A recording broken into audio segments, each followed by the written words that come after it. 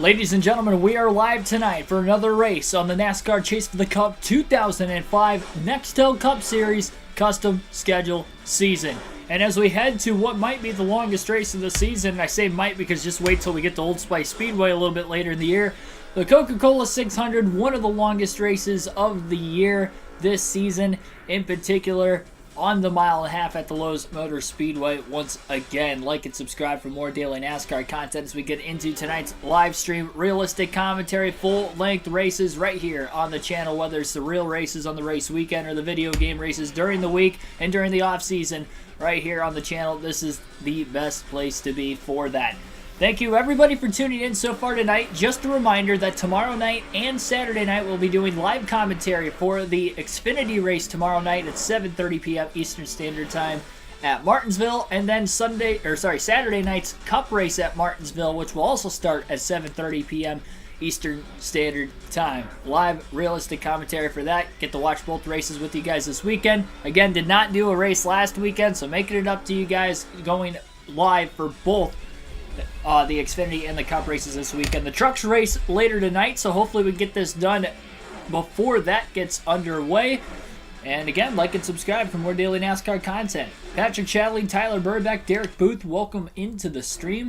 And Greg Biffle in the number 16 Subway Ford is about to make his qualifying times. Working his way off the pit lane, 2 laps to try and set the quick time for the Coke 600 tonight. Greg Biffle only has 2 poles this season.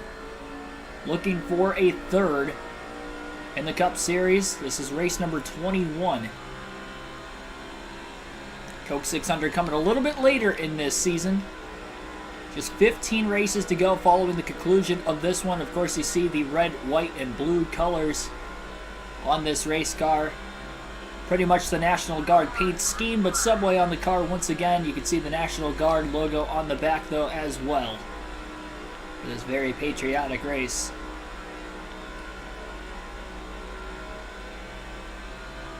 Roush Fenway had a great run last night, winning the All-Star race. Kurt Busch got the win. Greg Biffle led some laps. Matt Kenseth was leading a decent portion of the race.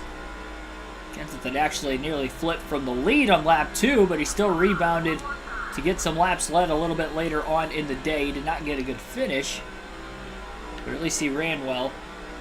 Greg Biffle, our driver, ended up finishing in 3rd. Last points race at Talladega.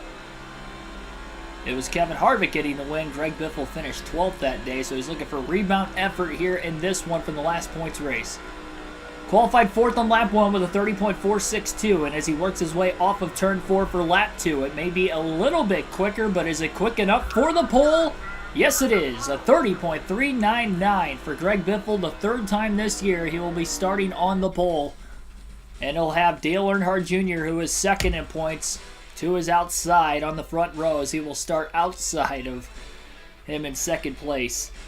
Mark DeMars, welcome to the stream as well. And here we go into the Coca-Cola 600 official race start time, 5:11 p.m. Eastern Standard Time. Green flag is in the air, and Greg Biffle will lead the field under the lights for the 2nd straight night at Charlotte. Great start initial, just trying to block Dale Earnhardt Jr.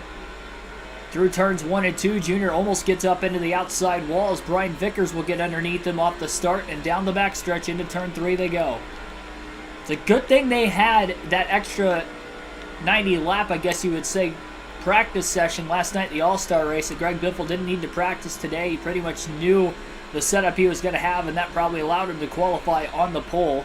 Although he finished 3rd, he felt his car was one of the fastest in the field, and I'm sure that's going to be the case here today as well. But we'll have to see over this long race how the strategy will split apart for each and every one of these 43 drivers and who will be able to conquer this. We see a lot of upset winners in the past in the Coca-Cola 600. A lot of drivers have gotten their first career win. We'll see if somebody can do that today.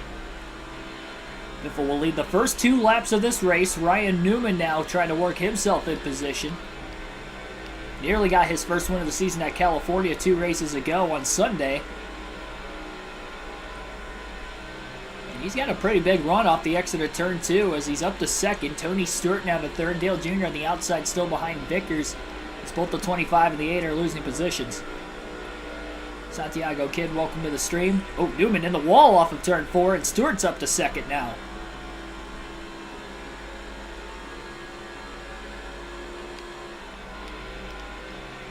Well, we already went further in this race than what we did in the All-Star race without a caution last night, which again happened on lap 2 when the leader spun. A lot of problems for the leaders in yesterday's race, even though it was only 90 laps.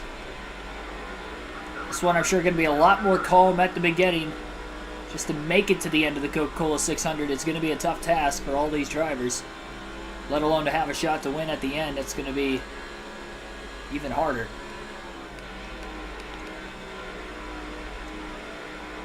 Biffle washing up the track, missing turns 1 and 2. We actually got the car to cut down in the center of the corner with the still relatively fresh tires. Tires will wear pretty quickly on this surface, though. In 2004, it was the last year before a repave at the Charlotte Motor Speedway, so this is a very, very bumpy surface.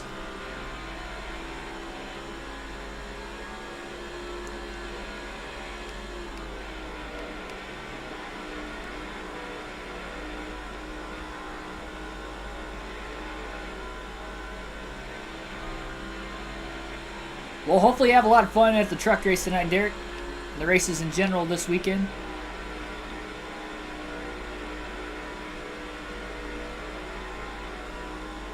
Ryan Newman back to the inside of Tony Stewart for second place again. Newman got the wall off the exit of turn 4 on lap 3, which allowed Stewart to get to second place.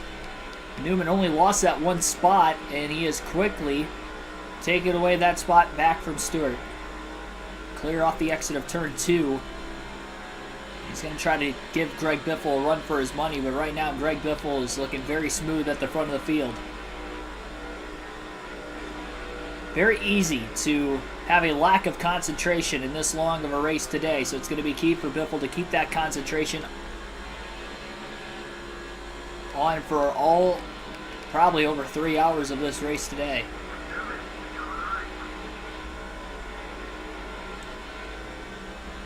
One car is slow in the middle of turns 1 and 2. Now, we did have 4 drivers blow an engine in last night's All-Star race, and it was all in the first segment within the first 22 laps of the entire race. And with this being a much longer race, I'm sure we'll see even more engine failures. But if we have a lot early, which we already see one on lap number 8, that last lap, so they work their way down the back straightaway. Not sure who it is yet, but I'm sure we'll find out.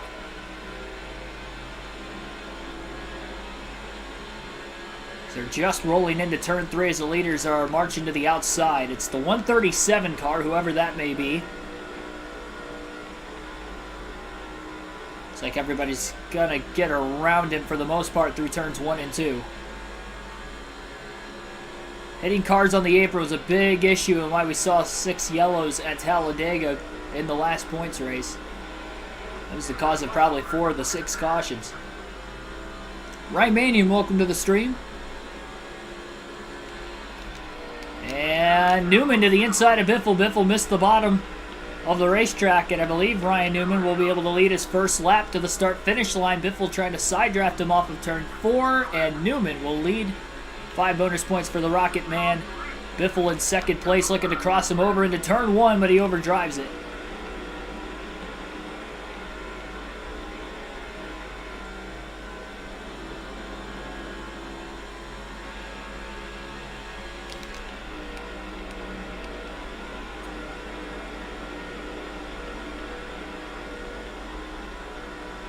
Oh, my man Blaney got eliminated? That stinks.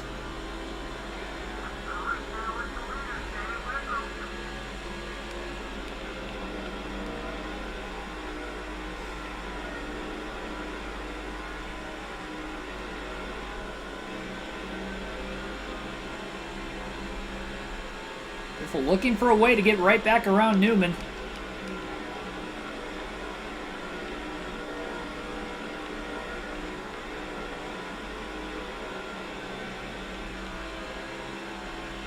Tony Stewart blew an engine in last night's All-Star race. He was in the top 10 when it happened. In the third place early on. Hopefully they got those engine issues situated before the start of tonight's race.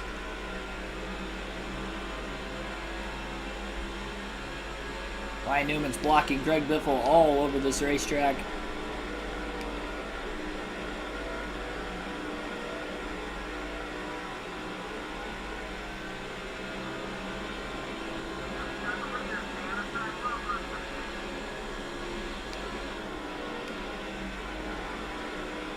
Turns 1 and 2.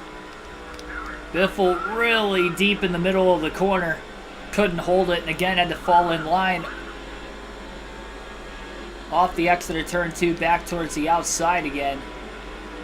Going up the track through turns 3 and 4, just trying to force Newman into a mistake.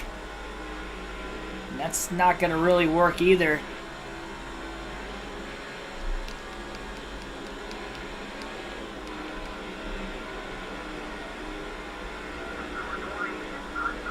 Tony Stewart to the inside of Greg Biffle now for second.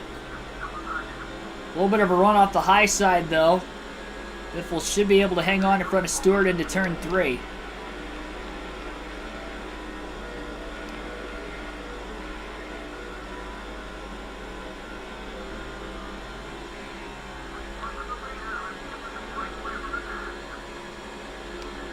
Lowe's Motor Speedway is the most narrow mile and a half on the circuit. That being said, not a whole lot of passing opportunities that you could build up around this racetrack, and that's why Biffle's really struggling to get around Newman right now. Well, Newman came off the bottom though in 3 and 4, and Biffle will drive underneath him to the start-finish line this time by. Newman leads that lap at the line still, but Biffle might be in position to make the pass into turn 1.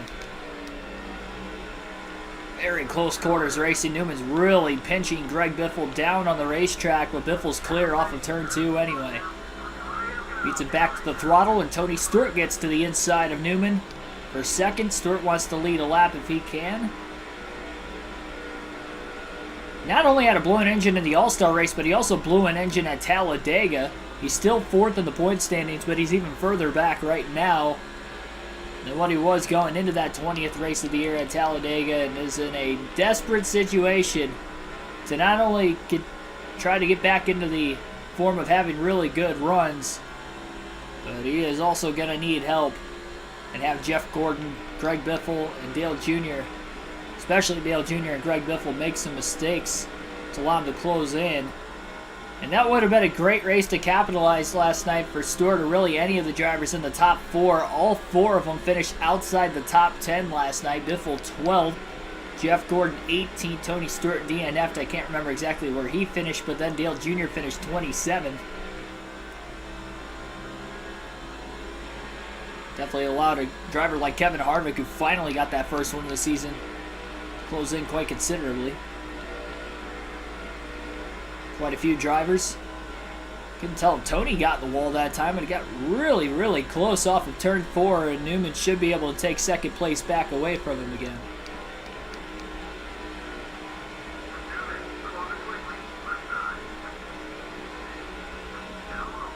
Newman to the bottom again, underneath Biffle. Biffle trying to crowd him. Oh, big contact on the backstretch. Newman has to go way down the track to try and save it. Way up the track, though, goes Biffle to hang on to his car into 3 and 4, and Tony Stewart will get to the bottom looking for the lead. At the start-finish line, Tony will lead his first lap.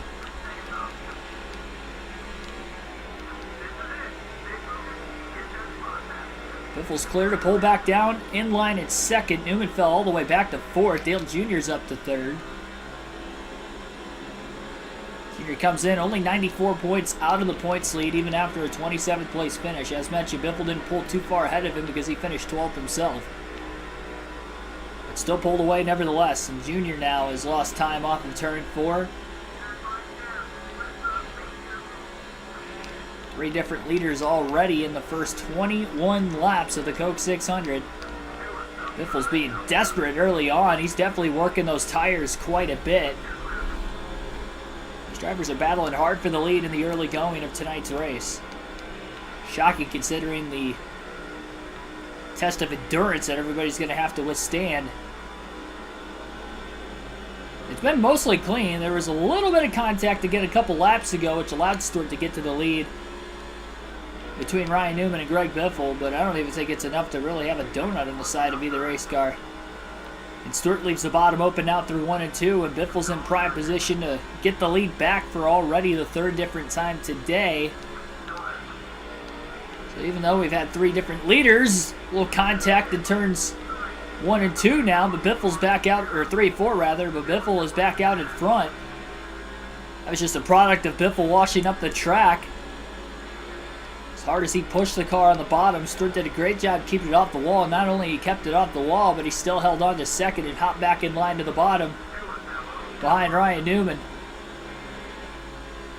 So Biffle's getting a little bit more looser off the exit of these corners. He's really putting a lot of work in these tires early in the run yet. You can definitely see that car wiggling around quite a bit.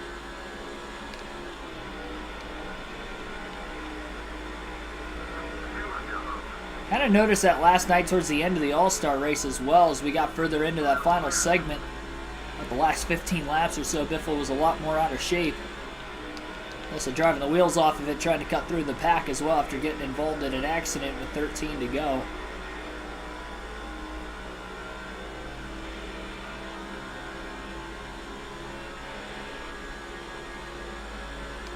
Newman again, back to the inside of Tony Stewart for second place.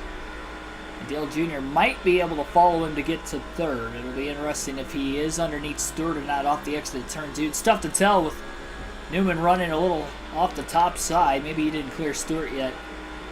Stewart's still staying towards the outside in 3 and 4. Newman's definitely cleared now, and Dale Jr. is still sitting behind Smoke.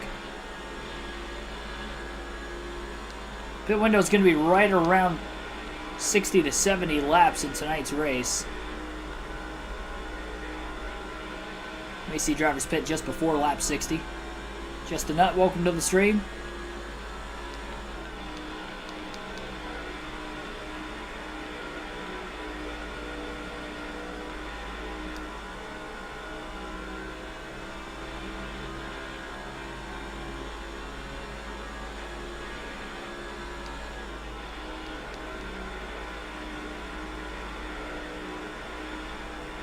Tony isn't screwed by the end of the race, he's going to be super upset. Oh, you will be upset, I get you.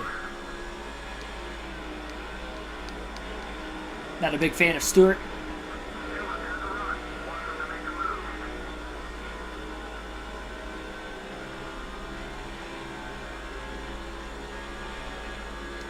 I will say, as much as the top 4 have really battled for the lead, primarily the top 3 right now, Dale Jr. hasn't really contested much for the lead.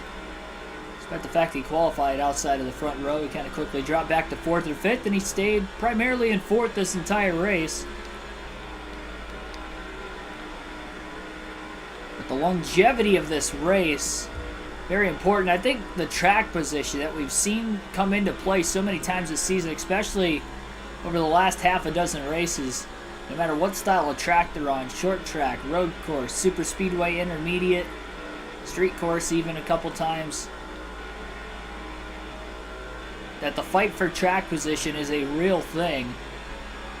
And that is why they're trying to get themselves in position before we get to that first pit stop tonight. So they don't want to be back in traffic as much as they possibly can. Fighting for all the laps led that they can get as well, knowing there are only 16 races left in the season to crowning a champion.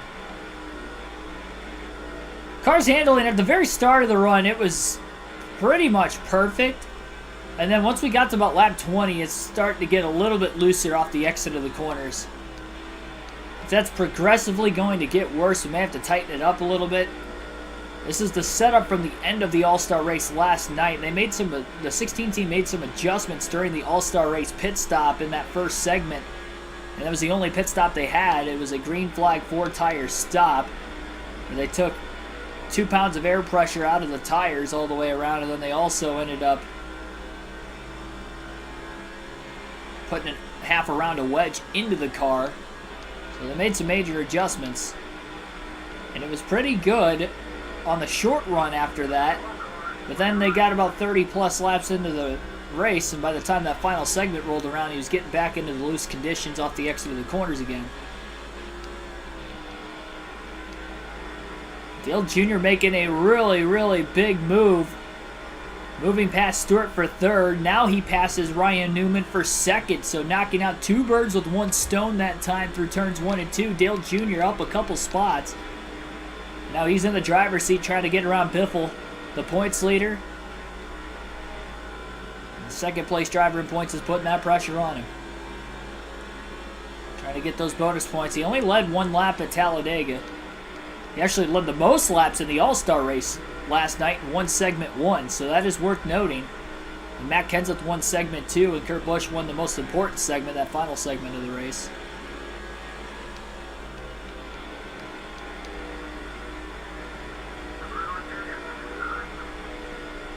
Junior almost sneaking underneath Biffle.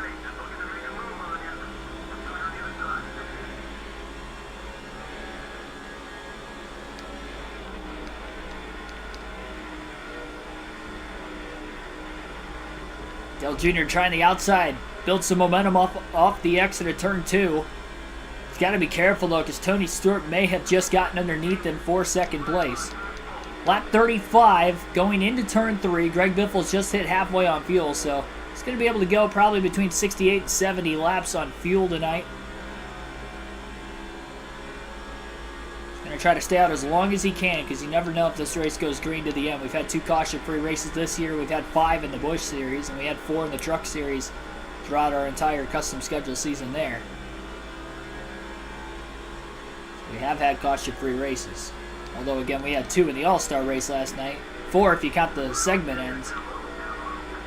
Dale Jr. looking to the inside off of turn 4. Can he lead this lap at the line? Yes, he will. 5 bonus points for Dale Earnhardt Jr., the 4th different leader already in the first fuel run of this race, and still no yellow. Biffle washing way up the track on the outside now, hangs on to it, but Dale Jr. is the leader.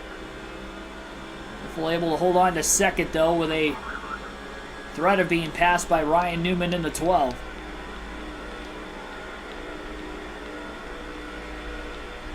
Biffle's led the most in the early going. Ryan Newman probably the second most, then Stewart. Now Dale Jr. leading his first 2 laps.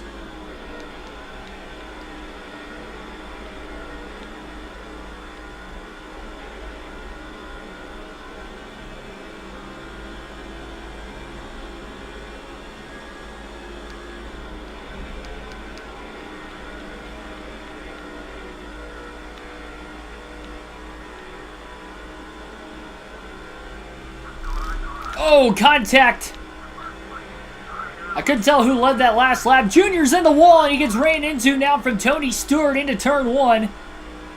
Biffle's in the lead. Newman's up to second. Junior really pinched Greg Biffle in the middle of the front stretch, which with it being a D-shaped oval, you have 2 kinks. Or a quad oval, I should say. You have 2 kinks on the front stretch, and that's why Biffle couldn't hold that line. He almost got pushed into the grass. Either him or Junior wanted to give an inch, and that's what led to the contact. Biffle is back out in front again at lap 40. 4th different time. He has already led laps today. We've had quite a few lead changes already. Hated Tony until he wrecked at Talladega in his interview in 2012. Was that the one where he said that, like, at the end of the interview where he was talking about the field running in reverse, or running normal, then halfway through the race they run in reverse, then, like, the last, like, 10 or 20 laps they do, like, a figure 8 or something? Or no, one half of them go one way and the other half go the other way. We can't leave until every car in the field is wrecked. That's what the fans want. Pretty sure it was that interview.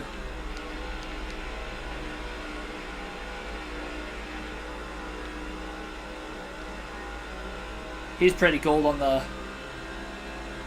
mics during interviews sometimes. Him and Kyle Busch have a great correlation with one another when it comes to that stuff. Black Ace, welcome to the stream.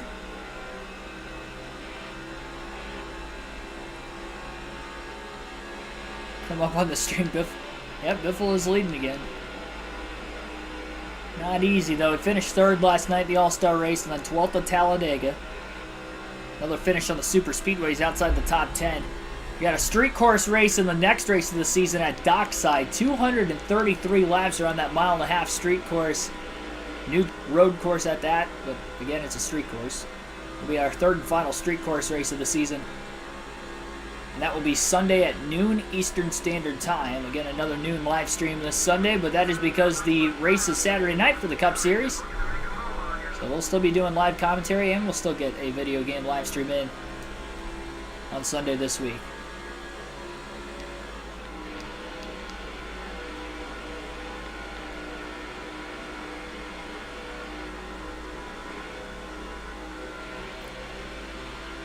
Spurman and Barnacle Boy. Welcome to the stream. Oh, it's Spur. Never mind. I didn't realize he said it's Spurmade Man and Barnacle Boy. I didn't see that right the first time.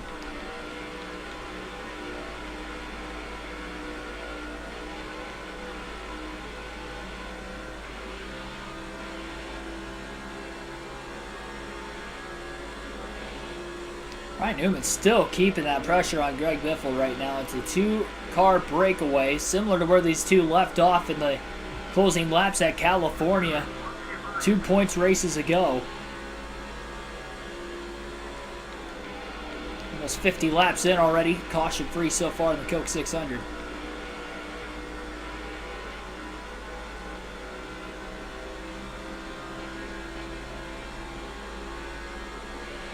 There's been at least 2 cautions in every single Coca-Cola 600 in NASCAR Cup Series history. So you'd have to imagine we're going to see at least one here tonight at some point, maybe even a couple.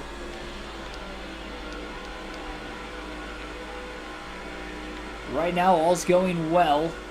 Got a couple of moments of contact at the front of the field when battling for the lead. Haven't seen any smoke on the racetrack from anything else either. But for the most part, at least they've kept it clean enough. Still a pretty wide gap before Greg Biffle catches any lap traffic. I think with the leaders racing as hard as they haven't really been able to run their fastest times to be able to catch that lap traffic. Ryan Newman running the high side through 3 and 4. Lost about a car length and a half or so behind Biffle that last time. Also, check out on the channel if you haven't done so already, primarily at the end of the stream. I put out a Power Rankings video. Oh, shoot, no, I haven't uploaded that yet. Never mind. Well, Power Rankings video is going to be out later tonight on the channel. I'm sorry. I just realized I forgot to upload it. Well, in the future, there will be a Power Rankings video that'll be uploaded on the channel after the stream tonight, so definitely check that out. My top 10 drivers of the season currently. I was going to say, I had everything edited, but I think I forgot to upload it to YouTube. That shouldn't take long. Should only take a couple minutes after the stream. I think it's even done processing and all that. I just literally have to switch it from private to public. I meant to do that before the stream, and I forgot to.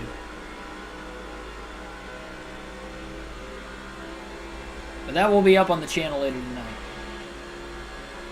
Be curious in the comment section of that video to see what you guys think of my list and what you guys would do for your top 10 in the Power Rankings otherwise. I feel like I'm going to make some people upset potentially with it. I think there's a couple of guys that were maybe left off the list that you guys are like, oh, how is he not in the top 10? But I explained myself through the video, so I'm not going to spoil it or explain myself now. But I'm still curious to see what you guys will think of it. I think for the most part you'll agree, but there might be some here or there like, oh, why do you have so-and-so? I mean, that's what happens when you do ranking videos of any kind, though. You know, not everybody's going to agree on 100% of it. will have their own opinions. But that's what makes the discussion fun, though. As long as it's obviously respectful in the comment section. Which usually you guys are. It's like Tony Stewart's, Dale Jr. starting to reel in the top two again. The quarter tank of gas left for Biffle at lap 53. Bill, welcome to the stream. Newman all over. Yeah, it is a pretty close battle. I don't think the lead has been a half a second yet in this race, no matter who has taken the lead. It's been very competitive in the first 53 laps of tonight's Coca-Cola 600 at the Lowe's Motor Speedway. So far, a pretty good race. Be interested to see if, though, they're going to be able to keep up this intensity through all 600 miles. If they do, this may be the best Coca-Cola 600 of all time.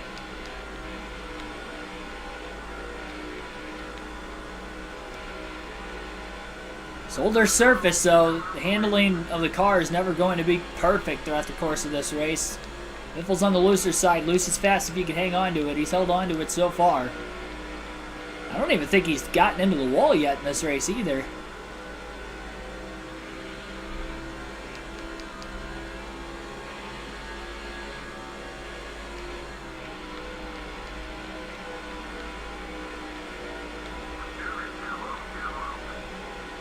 Newman to the inside of Biffle. He beat him down to the bottom in 1 and 2. Biffle trying to block. Big time block. And here comes Junior to the inside of Tony Stewart.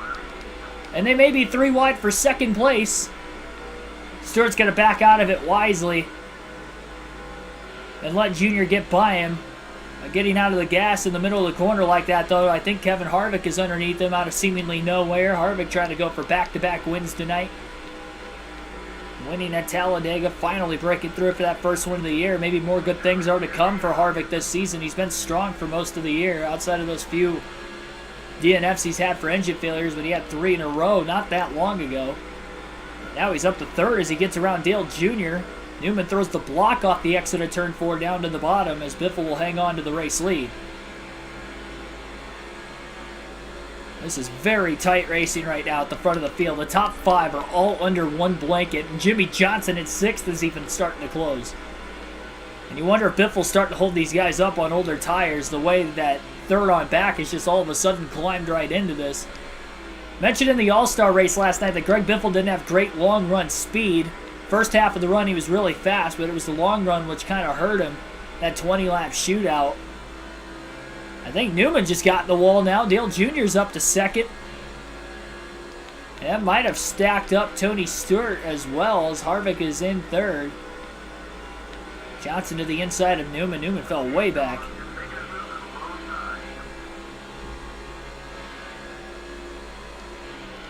Again, tight points battle. For those of you wondering, it is a 94-point lead between Greg Biffle and Dale Earnhardt Jr. even after Jr. finished 27. That was a big loose moment off of turn 4. Mention how unstable the car is in the second half of the run. And Biffle with a big power slide that broke a lot of momentum, and here comes Dale Jr. These guys didn't have to go on this old of tires all of last night during the All-Star race. So this is a new test as of right now at this point in the race for Biffle. And he is not able to really hold the bottom, and Junior will pit this time off of turn 4, so that will allow Biffle to hold on to the lead. You can see both front tires, the right rear also in the yellow. It's definitely going to be a 4-tire stop when the time comes. I'm not going to be taking 2 tires tonight. The surface is way too old. I only did that because it was Talladega as far as the super speedways go.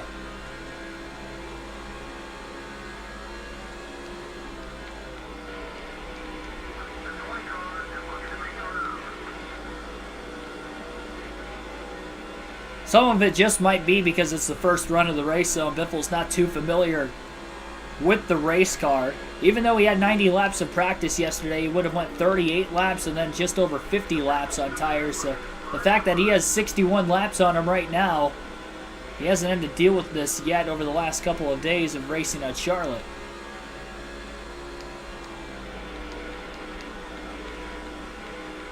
Tony Stewart still has in pit. 1/8 of a tank of fuel left. Biffle still out in front. Making Stewart's life hard right now, and Stewart's having to struggle in some dirty air. So Turner, welcome to the stream.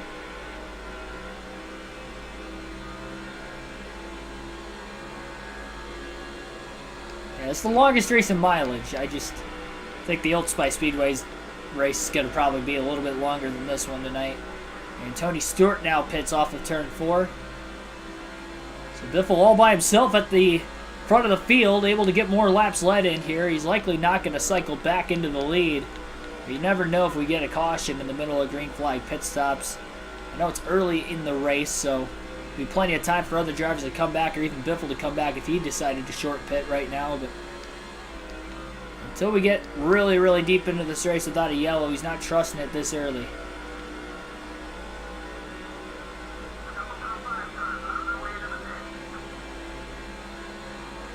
Trying to make it in less stops or more stops. I can't really, well, it's going to be hard to justify that, because yes, we went caution-free in a 500-mile race at California, but this surface at Charlotte is pretty rough, and we had a couple cautions for incident in a 90-lap All-Star race last night, so I'd imagine that we're going to have at least a few yellows today, so I'm just going to take it as far as I can for the runs right now, get as many laps led as possible, and then we'll maybe adjust our strategy in the second half of the race, as I know I may be closer to clinching the most laps led if that's possible later on. You got to figure this Coke 600 is lying a lot later in the season on our custom schedule season compared to what it would in real life, where it'd be we're still in the first half of the year. This is race number 21. We only have 15 races to go. There's no playoffs, so it is 15 straight races to the end of the season to crown that champion.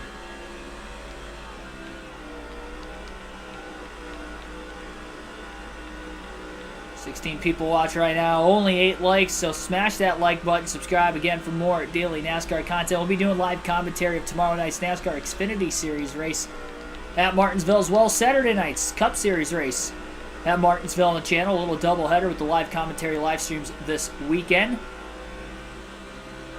One of only a few times this year I'll be doing that, mainly because I work Fridays and Saturdays, so unless it's a night race for the Xfinity or Truck Series races, I can't even watch them.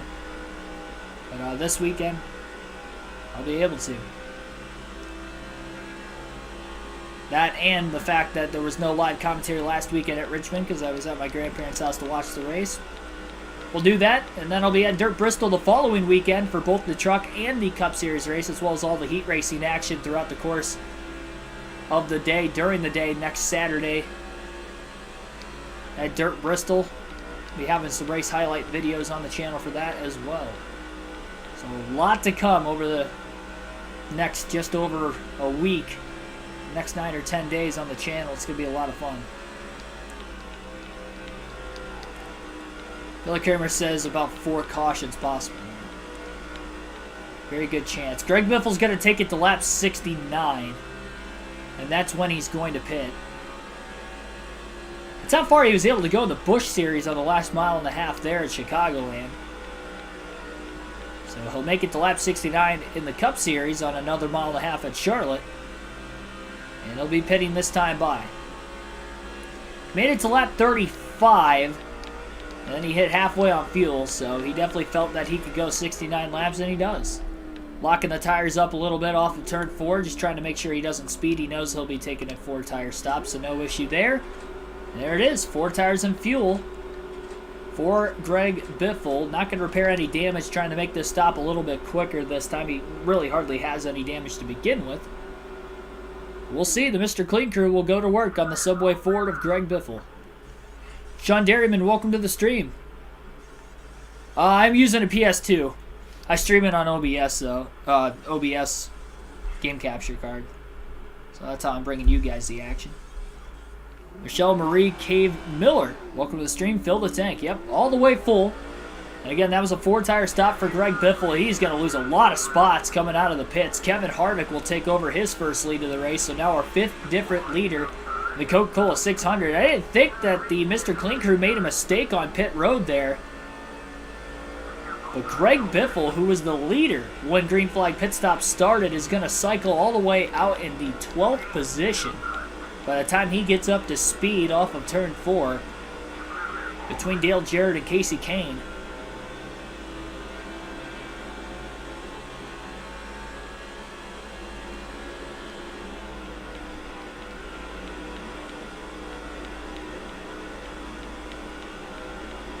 R6R6, welcome to the stream as well. Thanks for that comment, by the way, Sean.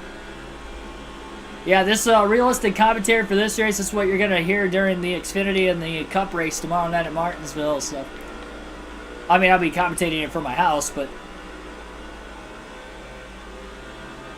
on the hopes of hopefully one day getting into the commentating booth down the road. That's why I do these streams.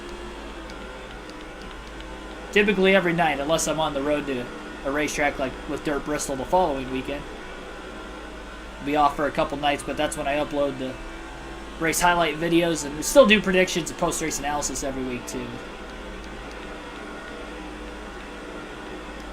Kurt Busch, last night's All-Star race winner, currently in 9th place in the early going of this one. We saw Dale Jarrett and Elliott Sadler up towards the front at one point. In fact, Sadler blew an engine while leading in segment 1, and then Dale Jarrett was in the running late. Or at least, I should say, late in stage 2 or segment 2, because he had actually started segment 2 in first after the inversion. Once he lost the lead, though, he started really falling back. And tough to pass most of the night, though, and Biffle's had a lot of Fords in front of him he's trying to get around right now. It's like about 4 of them in a row, because I believe Matt Kenseth is in front of Kurt Busch as well. Who I think is going to win the truck race tonight?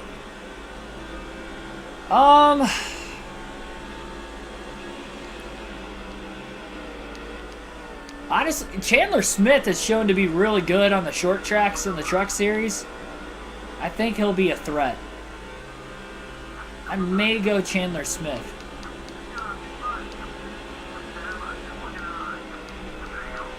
I haven't been able to look at practice or qualifying, though, to see if he's actually fast this weekend, so I don't really have, like, a very educated guess like I would for the prediction videos every week for the Cup Series.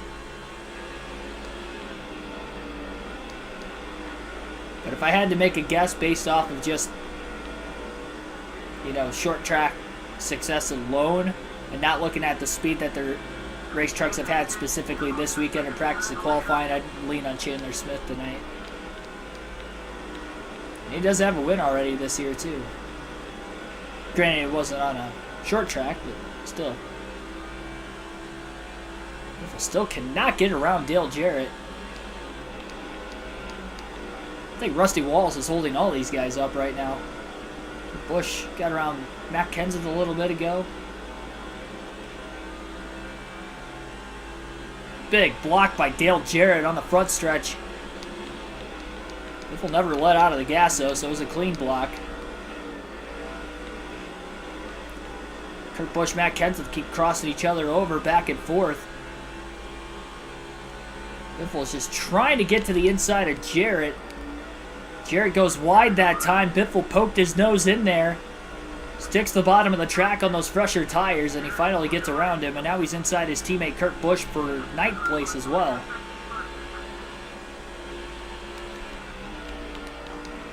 Definitely as far back in the running order Biffle has been today. Cycled out of the pits in 12th.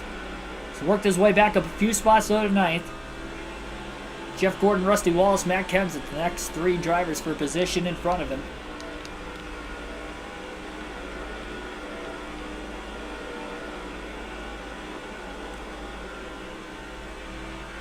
I don't believe Jeff Gordon beating a rival at the end of the All-Star race last night will translate into this race with it being an exhibition race.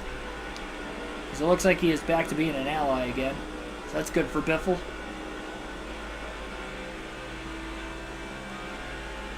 Biffle's teammate Matt Kenseth is holding him up.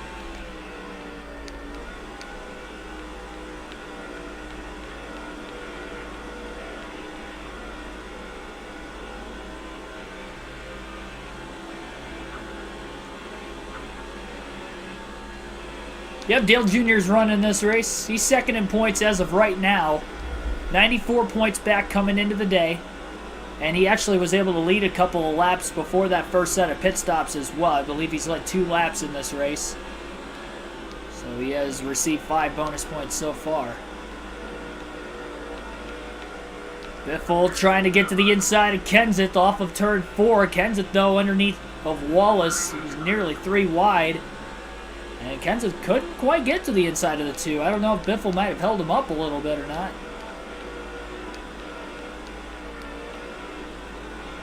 Still order for these guys to go.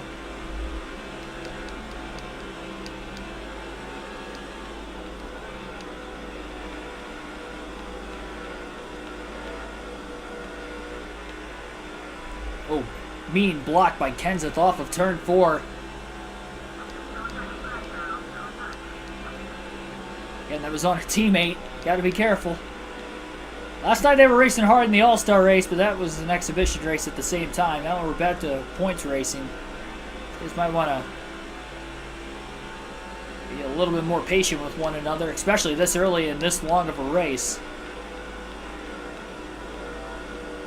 It does seem like this group is closing in on Kevin Harvick, even though they're battling as hard as they are with one another.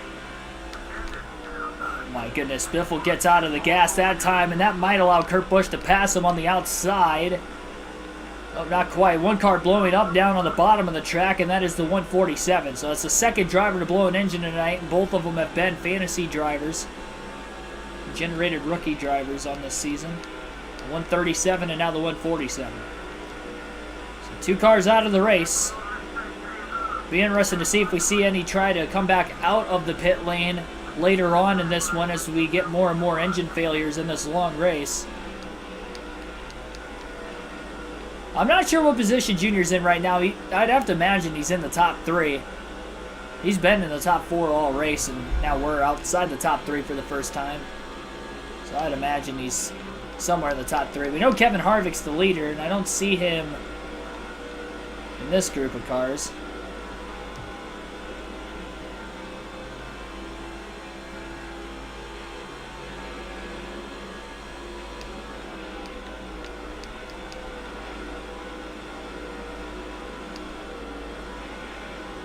Kenseth get underneath Jeff Gordon. He's trying. Biffle went all the way down low. Kenseth with a block, and Biffle's like, well, how low are you going to block? And you don't want to block that low. Biffle had to come right back up the racetrack.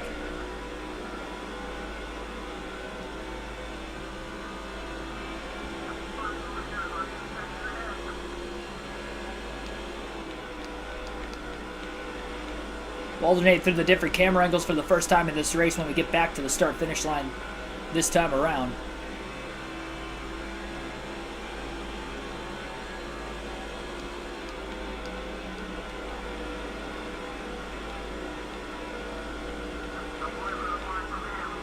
Gordon going a bit wide off of turn 4. Kenseth couldn't get underneath him, though.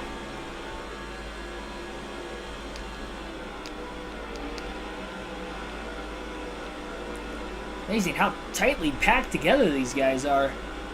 And race leader Kevin Harvick's dealing with lap traffic right now, and I wonder if that's part of the reason why he's not really pulling away as he's struggling in this portion of the run. Could be interesting to see what the lap traffic's going to do when this giant pack of cars battling for position get to them. And finally, Biffle was able to get underneath the 17 of Matt Kenseth. Now he goes up to try and side draft a little bit into turns 1 and 2. And Biffle will finally get around his teammate for 8th. Seth Thomas, welcome to the stream. Jeff Gordon going to leave the bottom open into turn 3. Biffle sticks his nose in there. He's got another spot up to 7th. Jimmy Johnson just lost a spot to Rusty Wallace through turns 3 and 4. As they battle for 5th. Right in line behind Tony Stewart in 4th place. He's directly in front of Wallace now. Wallace finished 2nd in the last race at Talladega. Last points race, that is. Under the lights, nonetheless. And moving down to block Johnson as Johnson was looking to get back around him, and that causes Jimmy to overrun the corner, and Greg Biffle is underneath him for 6th. So after Biffle was stuck behind Kenseth for a little while, he's really starting to move his way through the field now. And he's clear into turn 1.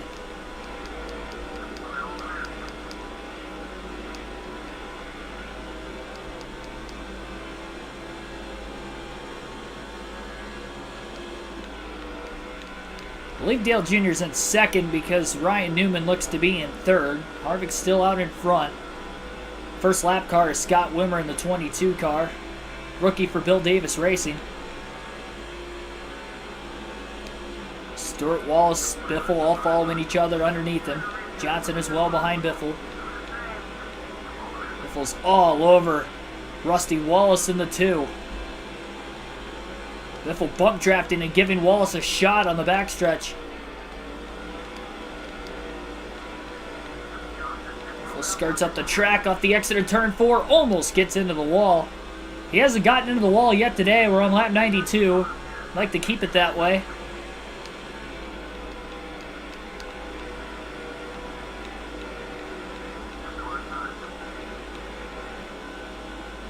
Taking a peek, but not enough of a run to get underneath the Biff.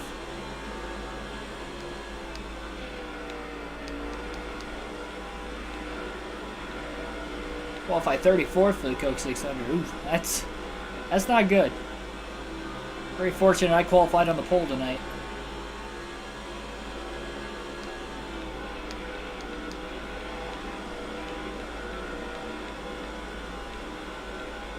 Biffle's got a pretty big run down the backstretch this time.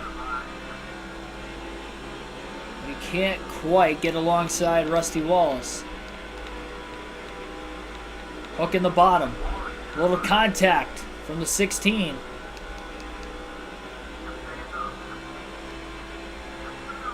Touch and go from Greg Biffle to the 2 of Wallace, and that will move Greg Biffle back inside the top 5.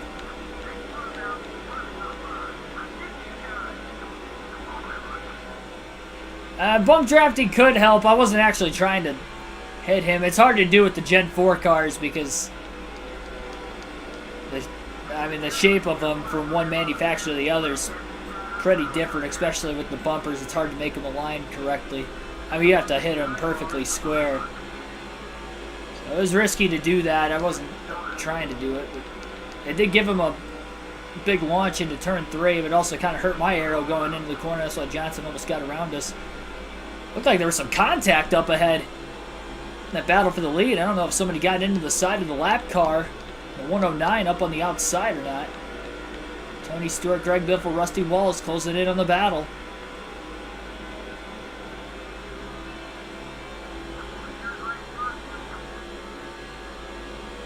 Wallace actually starting to lose time.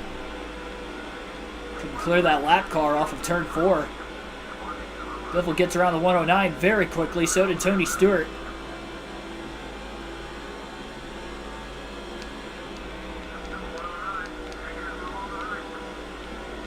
There's some more sparks flying up there.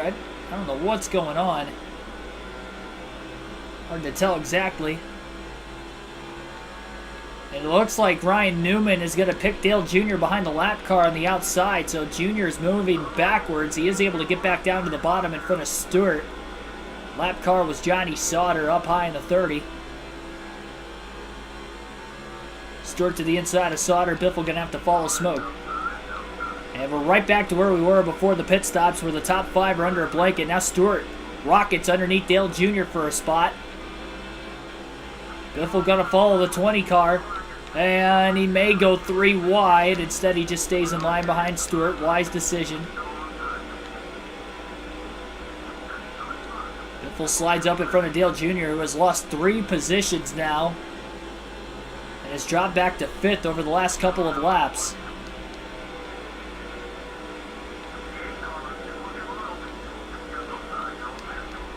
Oh boy. Biffle got a little light off of turn 4 again. This heavy traffic not helping him out at all. It looks like he's under Stewart into turn 1. He beat him down there. Contact up high. A couple of the lap cars got together. Harvick quickly going to try to get underneath them. Biffle up to 3rd. Ryan Newman towards the outside. Now he'll move down to the inside lane. I believe these lap cars are staying out of the leader's ways as much as they possibly can. It's the 107 and the 10 of Scott Riggs. 100 laps down this time by in tonight's Coca-Cola 600. It's been a great race so far. high intensity from the beginning, and we still haven't had a caution, but that doesn't matter. I mean, the leaders are still packed together. That's even after a green flag pit stop. Biffle's up to second now, getting around Ryan Newman, and he's going to put the pressure on Harvick, who has led every lap since the final driver, who was Biffle, had pitted under green flag conditions at lap 69. He's led over 30 laps consecutively. Biffle trying to get to the inside. Harvick goes wide through turns 1 and 2. Biffle really down on the bottom. Kind of clipped the apron. That's going to hurt his corner exit speed. Harvick is going to get off the exit of turn 2 a little better, and he'll hold clear down the backstretch.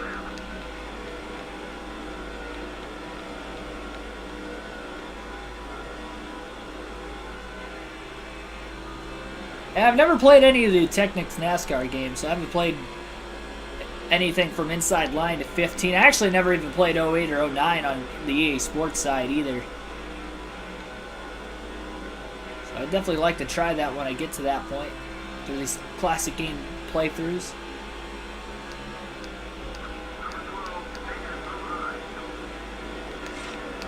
Trying to get Harvick loose. He did.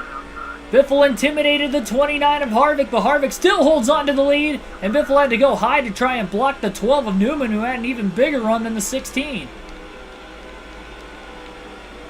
That was risky racing going on there.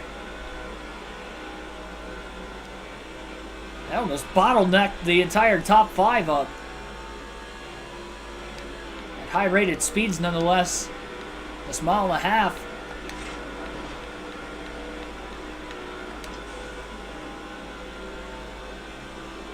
Tony Stewart got around Newman for third that last lap.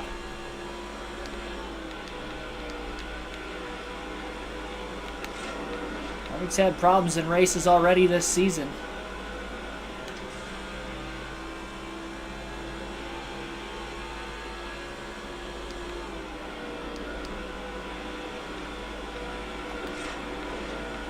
They're trying to get Harvick loose again.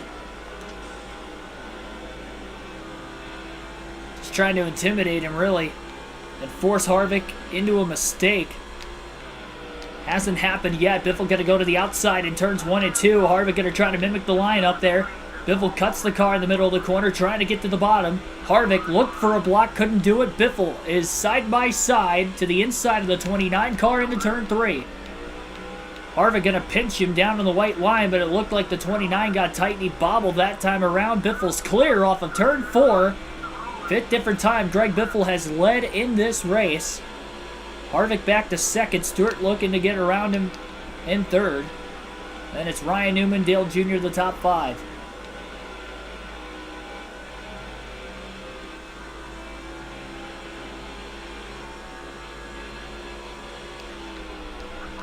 Wow, what a drive by Harvick, though. He may get the lead back through 3 and 4.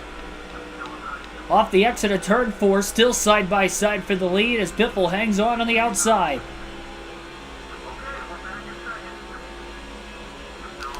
Contact into turn 1. Biffle had to catch his car. Stewart will get up to second. Dale Jr. looking for third as Newman actually lost a spot to Dale Jr. There's a lot of damage to the back of the 8 car. I did not notice before. Doesn't seem to be hurting him. Big crossover by Biffle to the inside of the 8.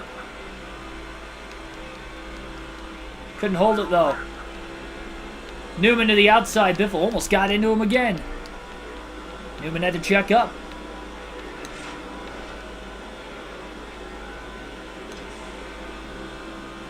A lot of lap traffic in front of the 29 of Harvick. Tony Stewart trying to close to get back in the lead now. Biffle fell all the way back to 4th before finally getting himself in line.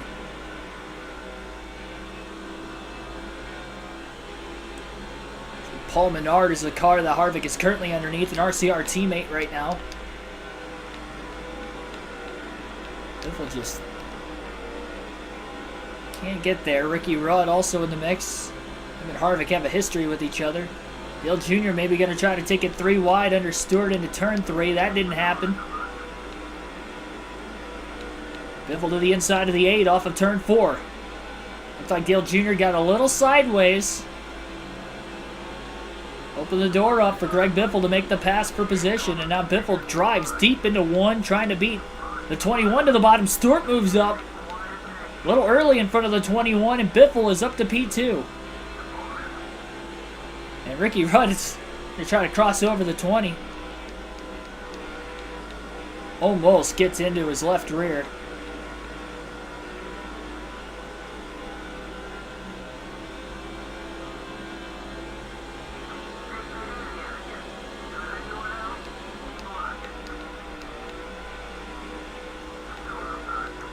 Harvick goes wide in turns 1 and 2 after passing lap car caught Petty, similar to what Stewart did on Ricky Rudd, and Biffle is underneath Harvick. Oh, this is a little too flat, though, into turn 3. Up the track. Keeps it off the 29. Side by side. Contact now. Harvick may have gotten into the wall after the contact as Biffle's back out in front. Really gave the 29 zero room. And he loses a few positions. I think he fell outside the top 5. Looks like Matt Kenseth's up to 5th. Dale Jr. to 3rd. Newman to 4th. Biffle blocked Stewart. At least that was a clean block that time on the back straightaway. Guys are on older tires and they're throwing these major moves on one another. Green flag pit stop's likely going to open back up here in about 10 laps or less. It'll be the second pit stop of the race. Biffle went 69 laps on lap 1, so he should be able to go to about lap 138 before pitting his second time today. The right front tire starting to wear out a little bit more on the number 16.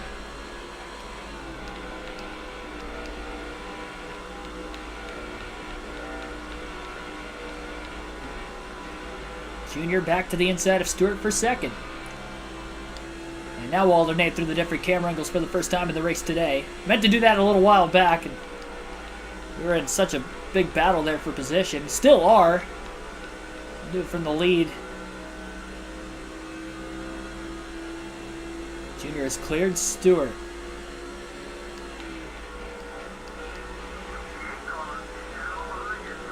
Junior almost sneaks underneath the 16 that time. Bit of a close call. I still don't think Greg Biffle's gotten into the wall yet today. I don't know if he's going to do that for all 600 miles. But he hasn't really made much of a mistake. If he has, it's been very minor.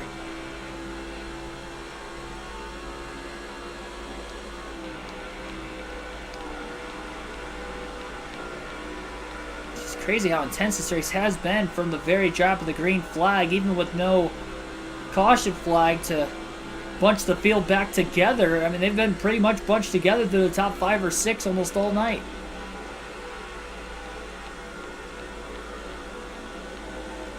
Second half of that All-Star race last night is pretty much picked up into the Coke 600 today.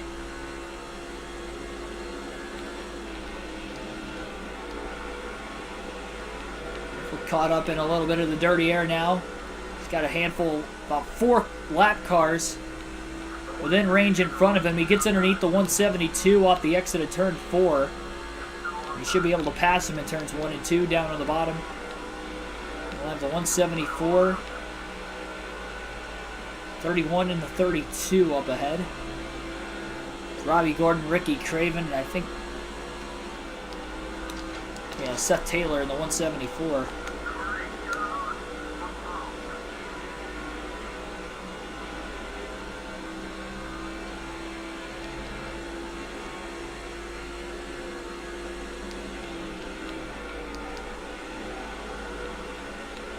It's like one car just came onto pit road that time. I think this is the start of green flag pit stops opening up for the second time. I think Dale Jr. might be to the outside of the 16 of Biffle into turns 3 and 4. Very, very close. Biffle going to pull up and block that outer lane. And Jr.'s in the wall now off of turn 4. So he could not hold the outside all the way through the corner. We saw some of the lap cars in front of Biffle pit that time as well as he tries to get around the 174. He's holding them up quite a bit. Dale Jr. closes right back in again. Biffle has to be aware that this 174 may pit sometime soon. I don't think he will this time, though. Biffle to the inside of him off of turn 4.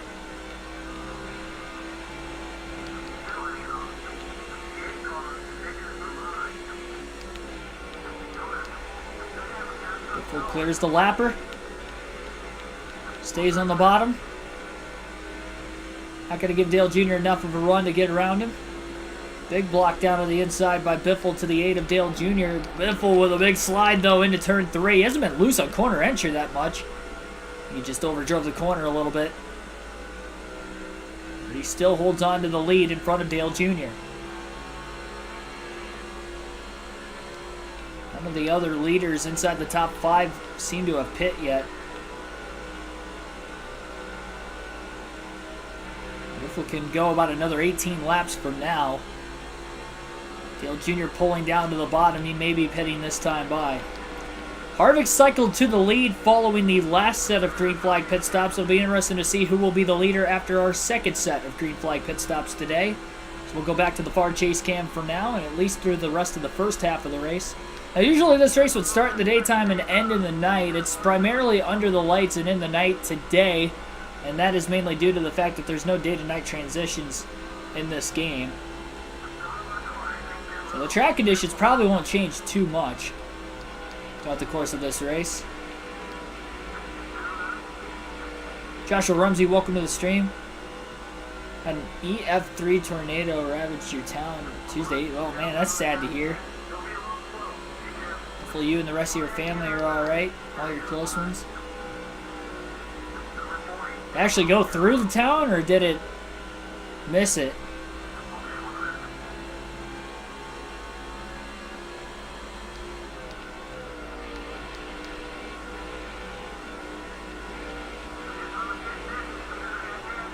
Ryan Newman into the pits that time.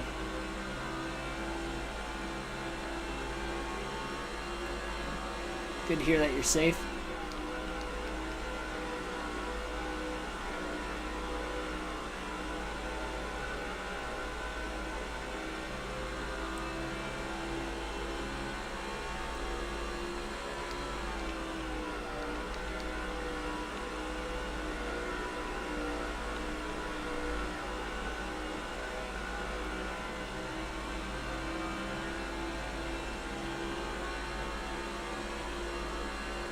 He's got about a 15-second lead.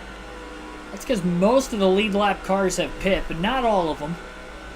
Again, Biffle will probably be the last car to pit again this time by. It's going to allow him to lead more laps.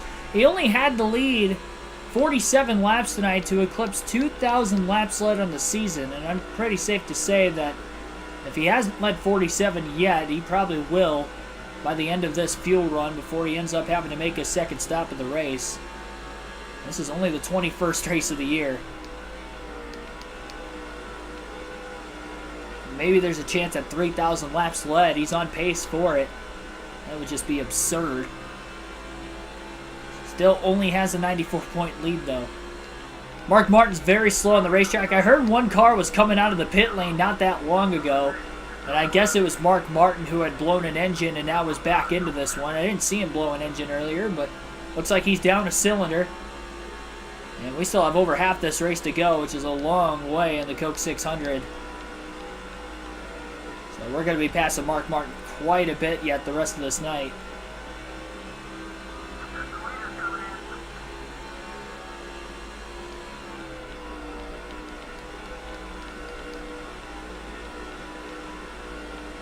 Man.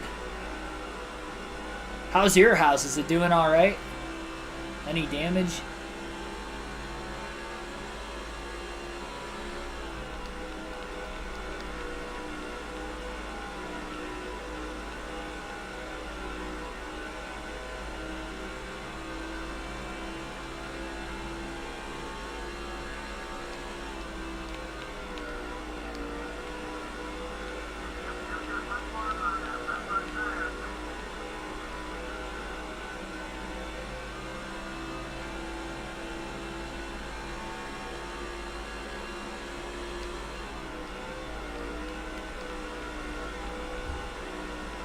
On lap 129 at 400 right now. This race started about 5:11 p.m. Eastern Standard Time, so we're a little over an hour into the race. Probably a couple more still to go. Still have not received our first caution of the race. Quite a long green flag run to cycle things in. And once Greg Biffle makes his pit stop, he'll be the second driver. Or sorry, he'll be the last driver to make that second stop. And we'll have gone through 2 sets of green flag stops today. Like Terry Labonte in the 5 got really slow off of turn 2. I don't know if he's also down a cylinder or not.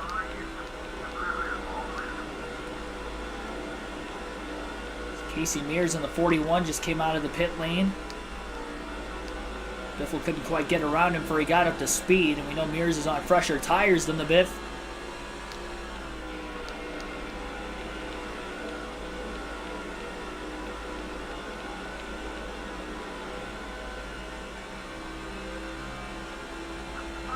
Took a nap, jeez. I don't know if I could sleep through something like that. We've had like tornado warnings, tornado watches before. They're kind of rare. I mean, they're rare in the sense that may happen like once every probably handful of years or so we have something like that. But so they're not quite as common as what they are down south, for instance.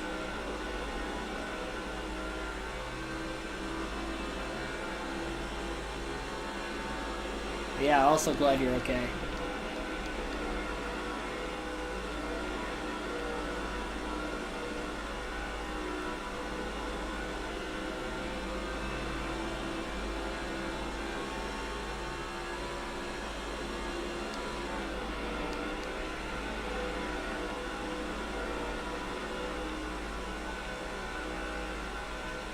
Biffle's definitely having a hard time trying to get around Casey Mears, and Mears having those fresher tires, even though Biffle knows he's much faster than him on normal tires.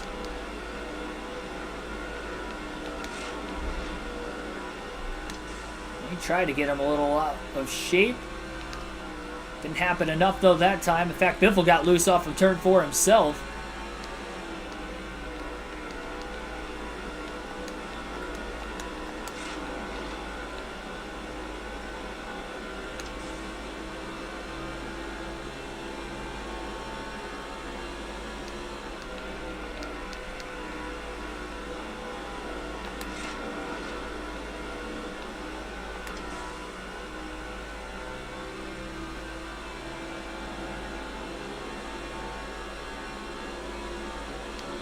Lap 138 is where Greg Biffle will make his scheduled pit stop.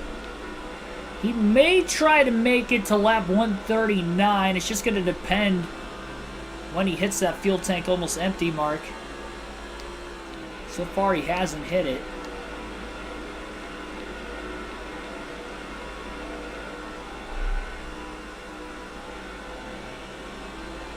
And right before he hits the line at lap 136 is where he'll go halfway on fuel. Closing in on the 6 of Mark Martin again. Casey Mears checked up right in front of Biffle, and Biffle gets into the wall for the first time today.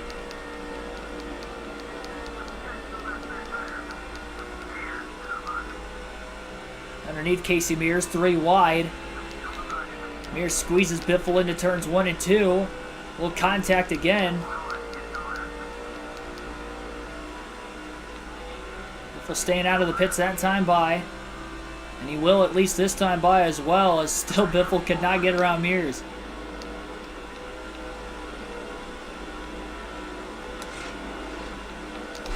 Oh, and now Mears gets sideways in the middle of turns 1 and 2. And Marlin's going to get by on the outside. Biffle's losing a lot of time right now.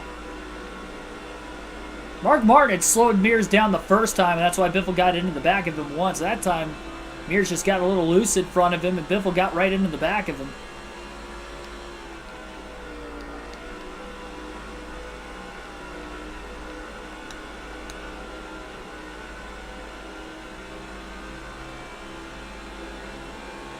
Biffle gonna stay out this time by. He'll stretch it to lap 139. This will be 70 laps on this fuel run, a lap longer than what he went on the last run.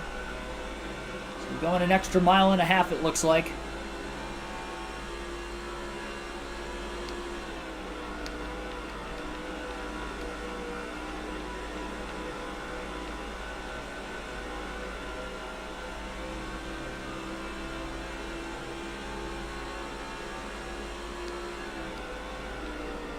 And into turns 3 and 4 this time, Greg Biffle will pit. 4 tires of fuel once again, and no adjustments once again for the 16 of Greg Biffle. And he gets onto pit road, no issues. Definitely going to repair damage that time. He got into mirrors pretty good a couple laps ago. And he as well just hit the wall for the first time. But lap 140 is where he'll be when he comes out of the pits. It doesn't look like there's really any damage on the front of the 16 car, so I guess he didn't hit mirrors as hard as what I originally thought he did, which is good. As the Mr. Clean Crew goes to work on the Subway Ford of Greg Biffle. Don't see this race going caution-free for 600 miles. Yeah, I don't see it either. The record for the least amount of cautions in the Coke 600 is 2. So even if we have more than 2 tonight, that's going to break the record. Dale Jr. lost a lot of spots through the cycling of green flag pit stops. Greg Biffle in the 16 car trying to get up to speed right now. Down on the bottom of the racetrack. He was in 12th when he cycled out of the pits the first time. This time he's going to be in 11th, it looks like. So not as bad as the last time, but pretty close to it. Interval-wise, he was 4 seconds off the lead the first time. This time he's about 6.3 seconds back, so he definitely has more ground to gain on race leader Ryan Newman. Newman now the leader once again today, but this time it's following green flag pit stops. First set of stops it was Harvick out in front. Harvick fell back right before the end of that fuel run.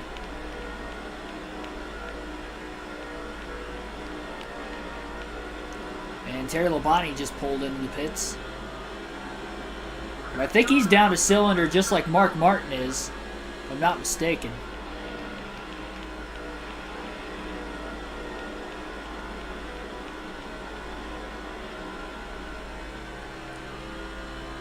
Biffle had a hard time trying to get around Dale Jarrett earlier, and it looks like he's having a hard time trying to get around him this time as well. Very deep into turns 3 and 4, and realized he had to get out of the gas.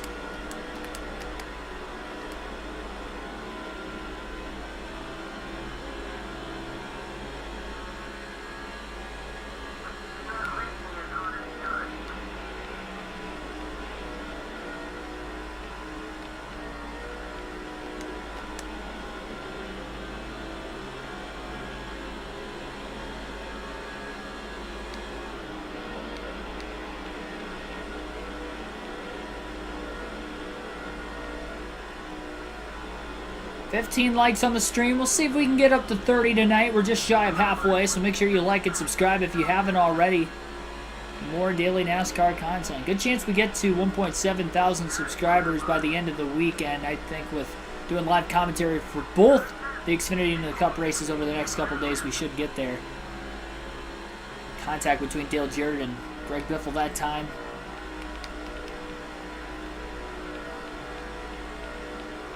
Biffle is back inside the top 10.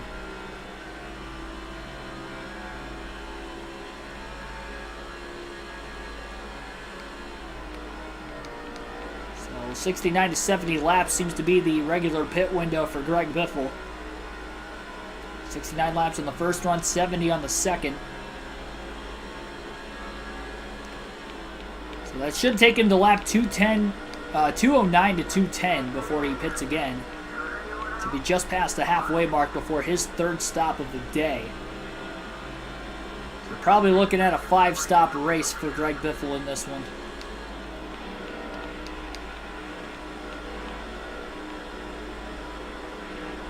Five stops total, 3 more to go from here. If it somehow went caution-free, but again, I doubt it. You'll probably see some drivers pit as soon as the first caution comes out at some point today. Unless it's in the middle of green flag pit stops, and only those who were still out on the track before they pitted in the middle of green flag stops would probably end up pitting.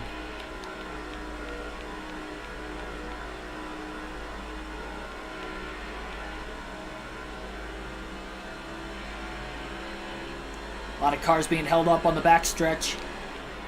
Mark Martin just got ran into by the 161. Biffle got into the back of Sadler in the middle of that stack up as well.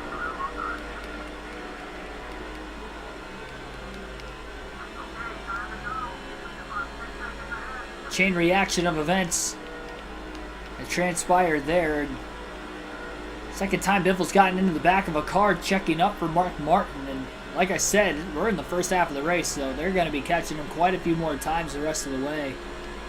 Last time we saw Terry Labonte, he was very slow and seemed to be down a cylinder as well. So there might be 2 cars on the track that are having those issues. And that's going to lead to a caution the way things have gone so far. What we saw at Talladega with a couple slow cars in that race causing a yellow. A couple of them. Brendan Gaughan caused one, and Joe Nemechek and Casey Mears each caused one. I have not played NR 2003. I don't have a software device that I feel like is compatible enough to run it. Otherwise, I would.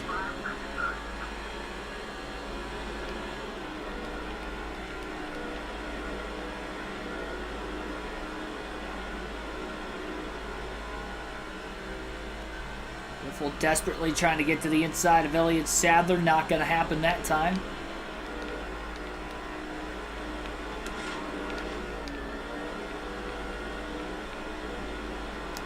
Sadler getting loose, and he almost gets hooked. He's into the wall pretty good, though, on the front stretch. Biffle got into the back of him again.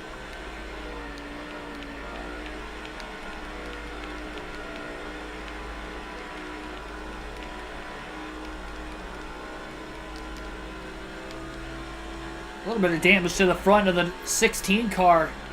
He's gotten into the back of a lot of cars all of a sudden over the last 30 to 40 laps. And I believe we have another new leader. Jimmy Johnson has just taken the race lead away. And there is Terry Labonte up next, up ahead. He goes down to the bottom right in front of Biffle. Biffle had to go to the outside. Got out of the gas as well, even on the brakes a little bit. There was heavy damage to the right front fender of Terry Labonte's race car.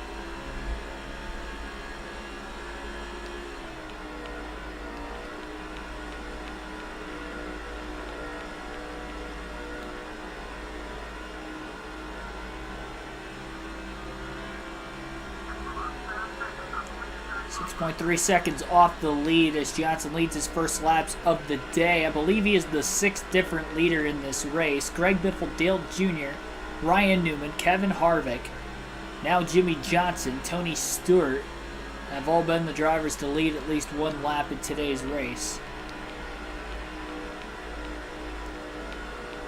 Making up those 6.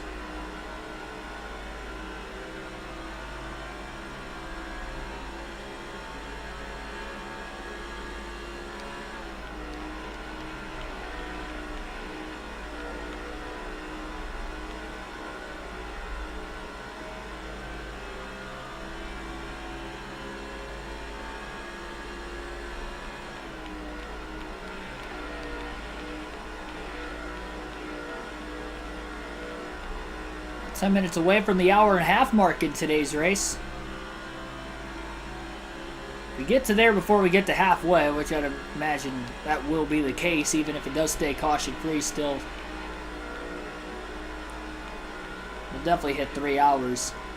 But I will say, though, that caution-free race we had at California, that was a 500-mile race. We got done in about 2 hours and 34 minutes. And the average race speed was 184 miles an hour. Dale Jr. checking up now for Mark Martin on the front stretch. Biffle will blow by both of them. So that time, Martin worked as a teammate to allow Biffle to get around Dale Jr.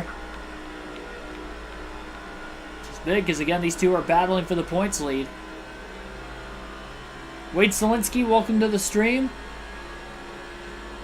No problem, I completely understand you watching Xfinity qualifying.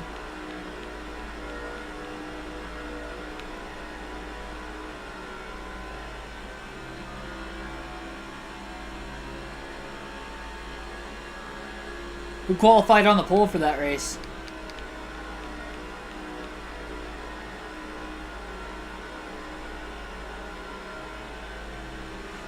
Usually I only study the Cup Series stuff, but with doing the live race commentary for the Xfinity Series tomorrow, I'm going to have to do some research on the Xfinity Series stuff, both at the end of the stream tonight and then while I'm at work during my breaks tomorrow during the day. I'm going to be busy at work over the next couple days prepping for the live streams later that night. Busier than what I already would be otherwise. Maybe it'll make for the day to fly by. I'm hoping. Or the day's going to drag though, and I'm going to be watching some racing later that night. That could be the case. Was the 4 still going on? Yeah, I heard Michigan had a shot to make it to the national championship. I don't really watch college hockey. Pretty cool for the U of M though.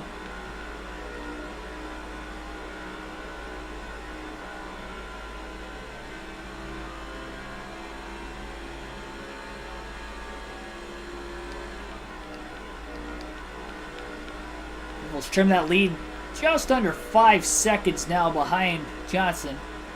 It was about 6.3 when he first came out of the pit, so I will say he wasn't really gaining much until Johnson took the lead. Maybe Johnson made that pass on Newman and he's holding him up a bit. Definitely could have gotten around in virtue of the lap traffic, especially knowing that there are a couple of really slow cars on the track like Terry Labonte and Mark Martin. There's Labonte.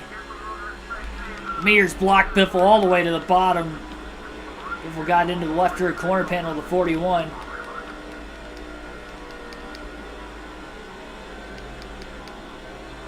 And it does seem like they're evenly spaced apart along the track. They're about a half a lap or so apart from each other, so it's causing maybe a little bit more of the slow ups than what you would see otherwise. Oh, it's still going on. I got you.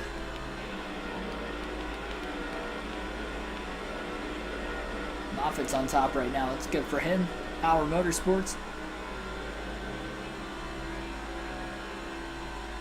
Oh, Mears again with a block, and around he goes. Casey Mears hard into the outside wall, then all the way down into the inside wall as we see our first caution of the race. That was a terrible block he threw on Greg Biffle.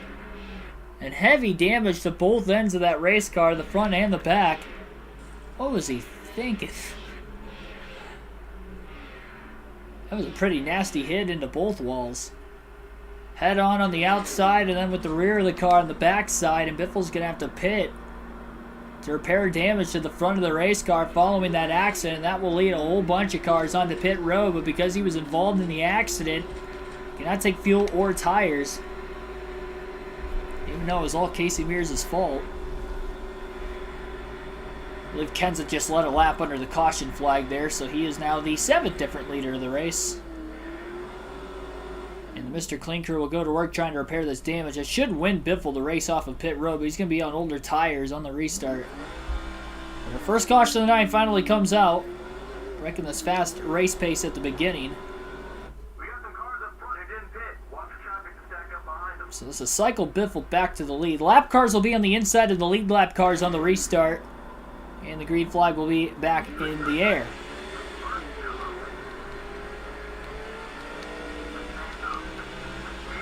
Not a great restart in this outside lane for Greg Biffle, plus the fact he was on older tires. He's going to slide down in front of the 41 of Casey Mears. Hopefully Mears is not a rival with the 16, even though it was Mears' fault. It's like Jeff Burton on the outside of that Pennzoil number 99 car. Biffle down low, getting underneath of Ward Burton in the 0. It's going to help Biffle off of turn number 4.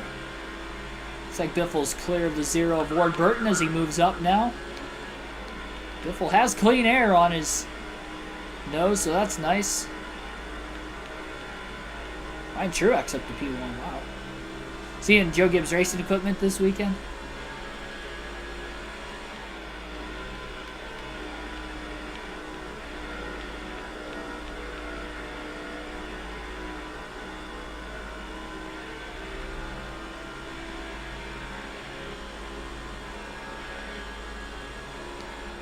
Charlie Marlin in the 40 trying to get back on the lead lap in case we see a second yellow.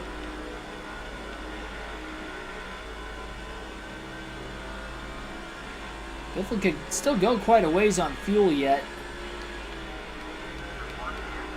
Mears beats Biffle to the bottom. Or sorry, that is Marlin who beat Biffle to the bottom, but he is a lap down. Biffle brushes the wall for the second time today. Off of turn 4, looks like Dale Jr. is up to second.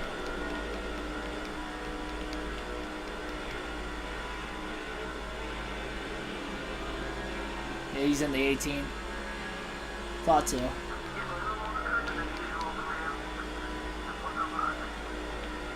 Biffle trying to get around Marlin again. Trying to put that one lap car between both him and Dale Jr. if he can help it.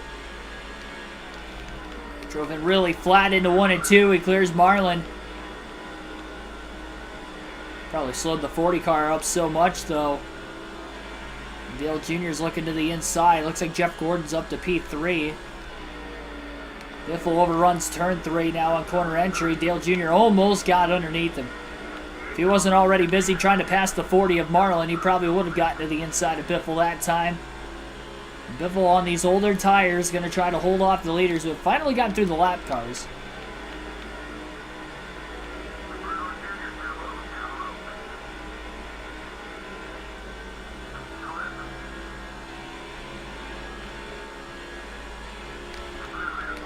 Gordon to the outside of Dale Jr.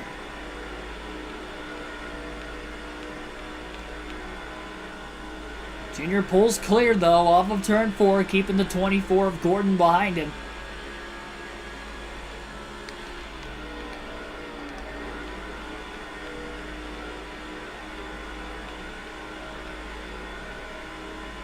Wonder how packed together the field's going to be from front to back when they catch Labonte. Terry Labonte, that is, and then Mark Martin, who are very slow. Trying to make up laps.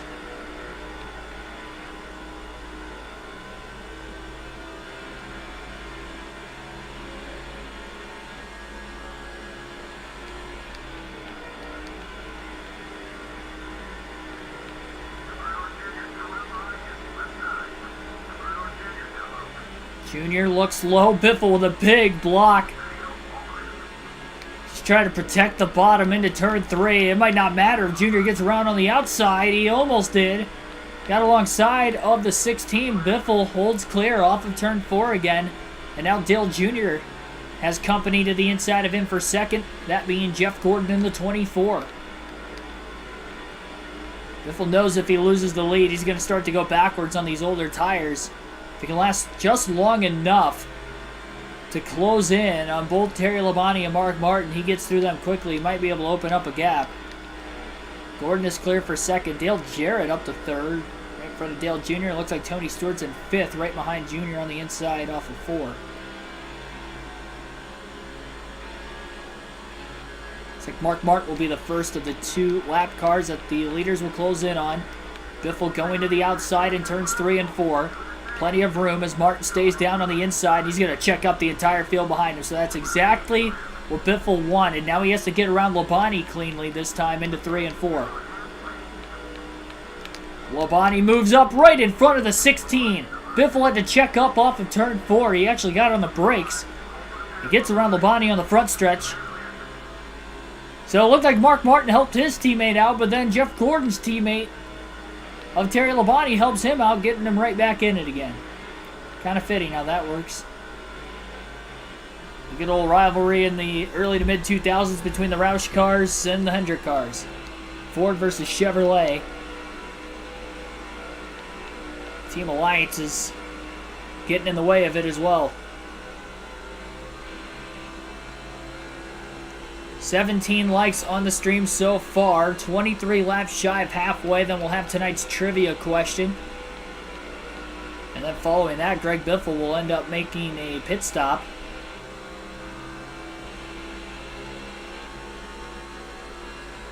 Which would be his third of the day. Before the caution came out, he was looking like he was going to make it to lap 209 to 210. He might make it a little further than that now with running 3 laps under the yellow. Our first caution of the day for Casey Mears spinning on the front stretch. Trying to throw a bad block on Biffle, who wasn't even racing him for position. Mears was already a lap down. Biffle was on the lead lap in 8th at the time. Biffle is out in front again, but he's on older tires compared to the rest of the field. He hasn't lost the lead since the restart. Hard to pass. Almost narrow mile and a half on the schedule. Everybody just, again, lacking for grip on these older tires as well.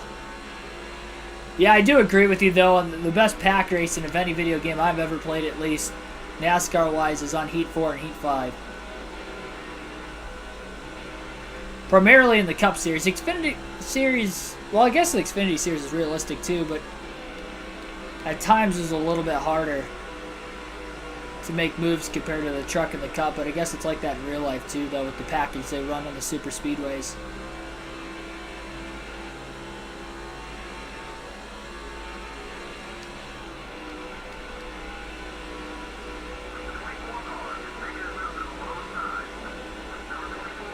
Gordon under Harvick. He'll make the pass for second. And he's knocking on the doorsteps of Greg Biffle for the lead as well. Ideally, if Biffle could just hang on and get another caution behind him that he's not involved in so he could pit under the yellow, get right back into contention here, that would be big for him.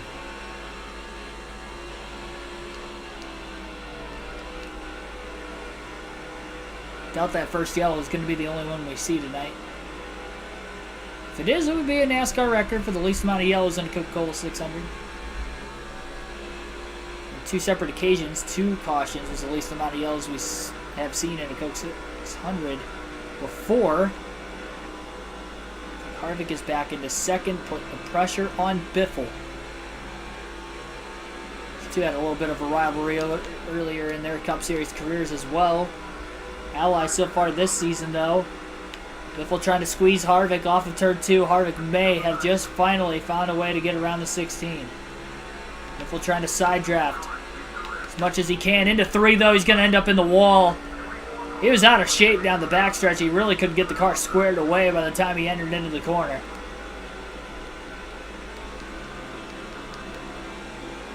And now he's back in traffic for the first time following the restart.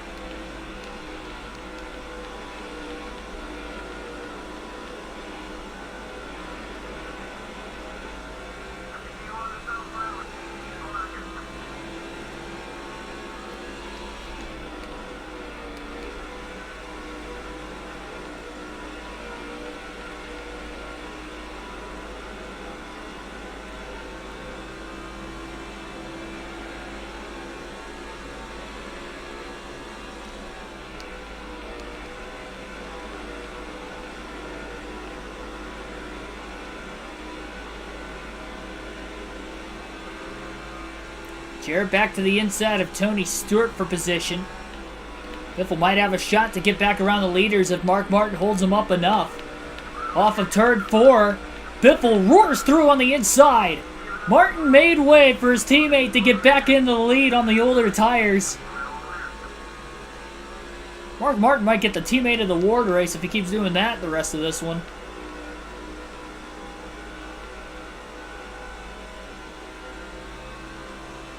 Biffle's about 3 car lengths or so ahead of Harvick as he goes for 4th to 1st in one corner.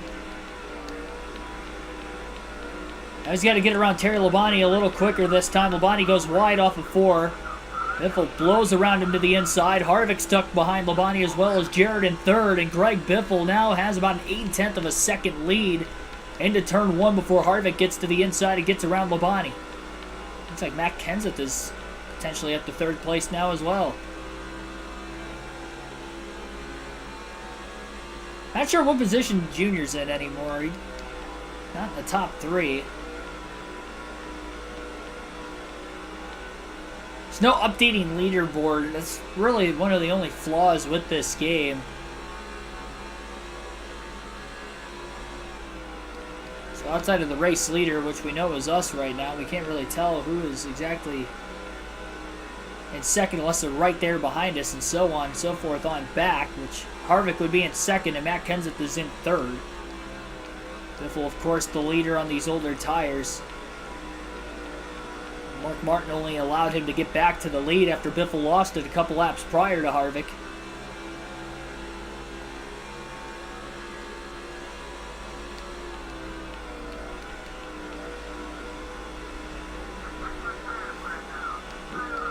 Mistake in the middle of turns 1 and 2.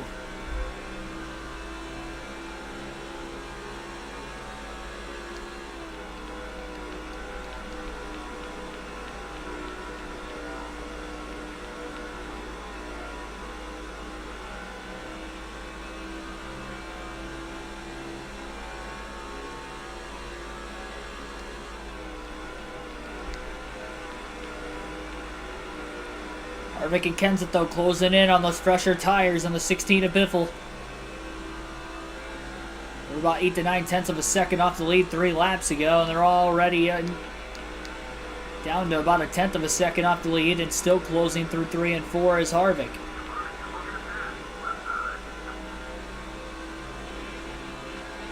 All over the back of Biffle at lap 191 through the front stretch and down into turn 1. Harvick may have overdrove the corner, though. He's going to go a bit wide, and Kenseth closes in.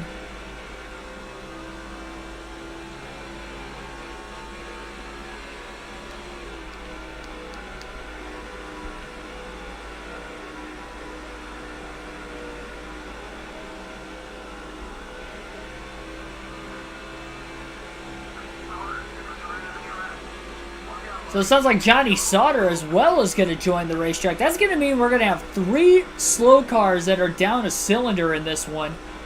I guess Johnny Sauter also had earlier engine issues. As if 2 were already stacking the field up enough from time to time. Now we're going to have a 3rd. And there goes Harvick back to the inside of Biffle again. He gets into the side of him.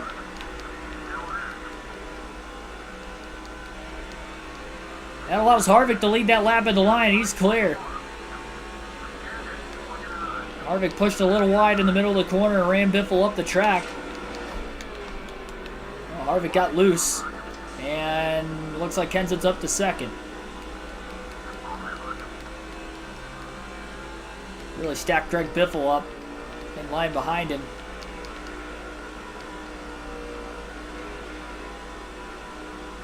Who knows, maybe he'll get back to the lead again if Martin holds up the leaders like he did already a little bit ago.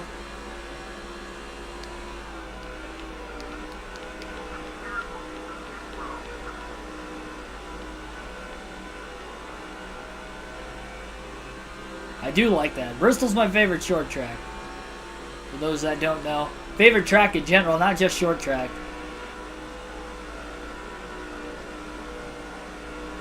Between that and Daytona, as far as the tracks I've been to, what I've enjoyed the most from a racing aspect. And if it wasn't for, you know, maybe the Daytona race being the 500 this year, and maybe Greg Biffle, maybe Bristol would be at the top of that list.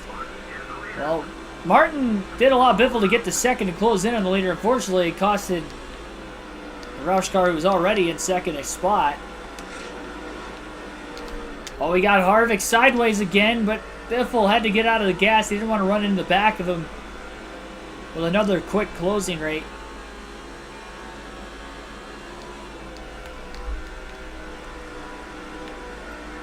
Biffle to the outside of Kevin Harvick. Oh, they make contact, though. And that's Harvick's teammate Johnny Sauter on the outside now. Harvick was trying to pick Biffle behind Sauter, and Sauter is going all over the place to try and block the Biff. And Dale Jarrett's up to second. Kenseth losing a bunch of positions. Closing in on Terry Labonte in the 5 car now. Biffle to the outside of Dale Jarrett in the 88. Big run coming, trying to squeeze in between Labonte and Jarrett. A little contact as he did not want to get stuck on the outside again. That nearly caused an accident. Close call. Right about the halfway mark in tonight's race.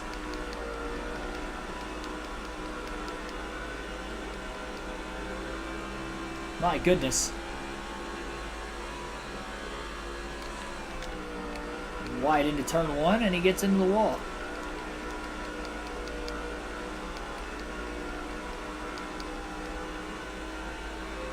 Two-car breakaway now.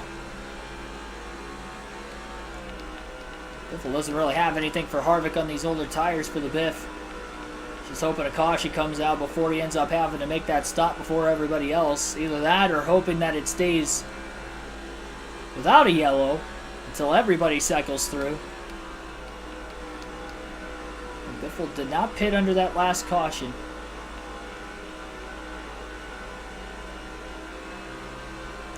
Which was the only yellow. Would like to, but because he had caused the accident turning Casey Mears, he couldn't pit for fuel or tires, so he just pit to repair damage and won the race off of pit road.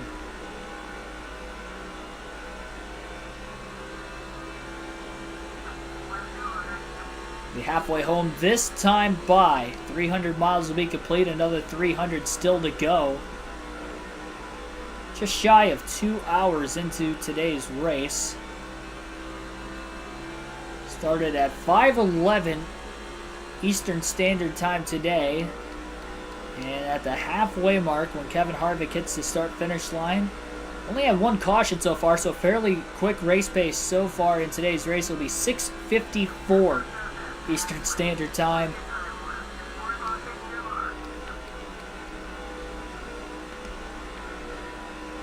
About an hour and 43 minutes in.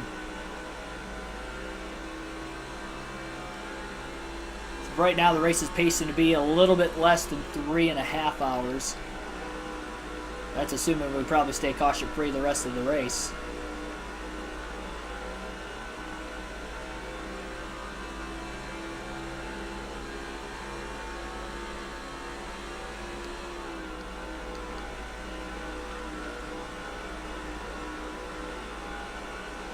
Won twice by wrecking the leader.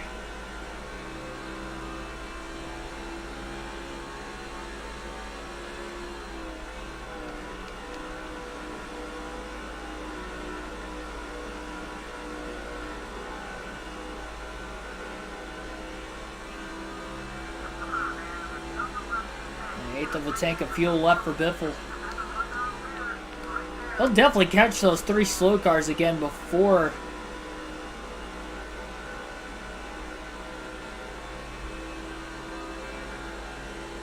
he has to pit, so he may have an opportunity to get back around Harvick.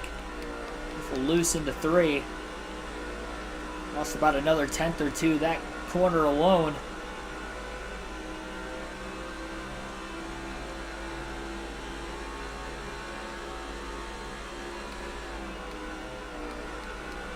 Ty Gibbs on the pole, jeez.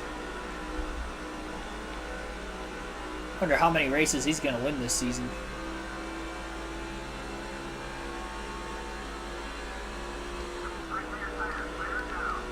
The right side tires definitely getting worn down right now in the 16. Mark Martin's right in front of Kevin Harvick through turns 3 and 4.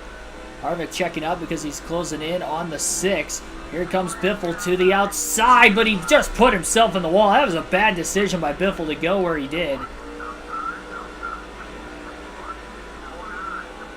Tried to guess that there was going to be a lane open, and he ended up in the wall.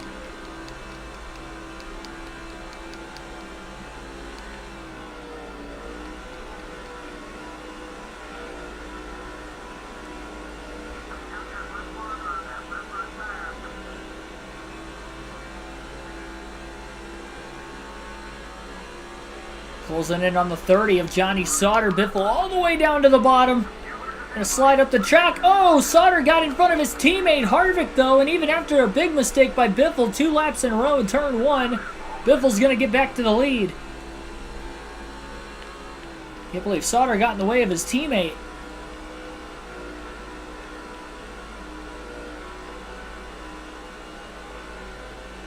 Harvick's still in second. Stewart's all over his back bumper for a spot right now. Biffle is just missing these corners completely all of a sudden. Now they're catching up to Terry Labonte in the 5.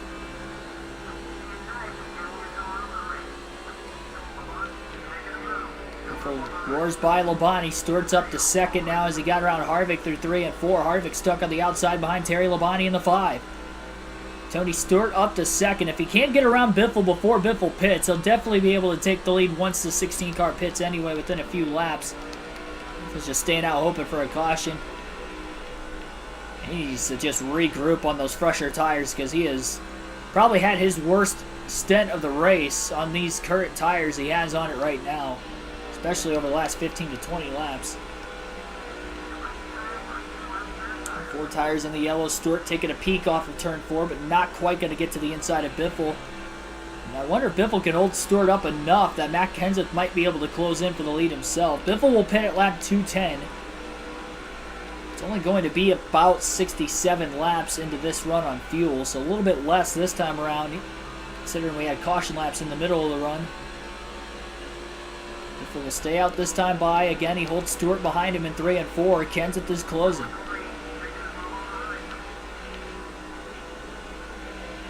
Stewart nearly gets into the wall off of turn 4, but it's just him pushing hard, trying to get around Biffle before Kenseth gets there. And Greg Biffle, again, will pit this time by. There is another car on pit road. I think a couple of guys on the racetrack are short pitting. Into turn 3, Biffle holds the bottom as he'll pit this time by. Tony Stewart going to go to the outside with the hand out the window from Biffle. Biffle does not speed. He actually didn't even lock the tires up that time on the pit road. 4 tires and fuel, though, for Greg Biffle in the 16 car.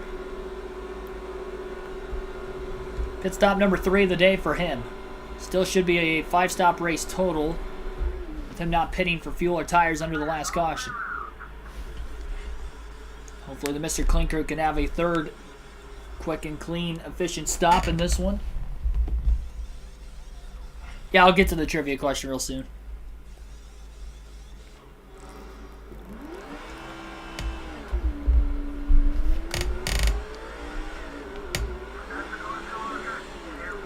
Greg Biffle's 1 lap down as we run.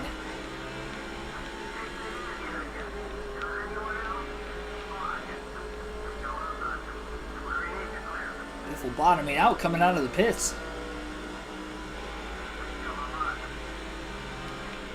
Stand on the bottom of the racetrack. It looks to be that he is in 18th place, 1 lap down. Not sure if he's the first car lap down or not. Just really praying that this race stays green long enough for everybody else to end up making their pit stops. Tony Stewart, for the second different time today, is leading in the Coca-Cola 600. He's looking for his 4th win of the season today. He has a win in a Crown Jewel race already this year, winning the Daytona 500. In fact, sweeping the 2 Daytona races so far this year. We still have one more trip to Daytona under the lights, but so far he's won the Daytona 500 and the Pepsi 400. Also had a win on road course this season as well, making up his 3 wins.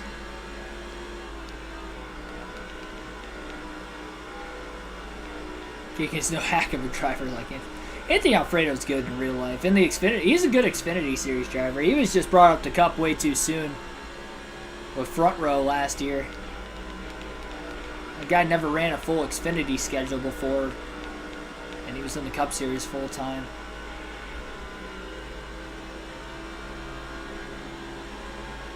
He's had good runs in the Xfinity Series this year.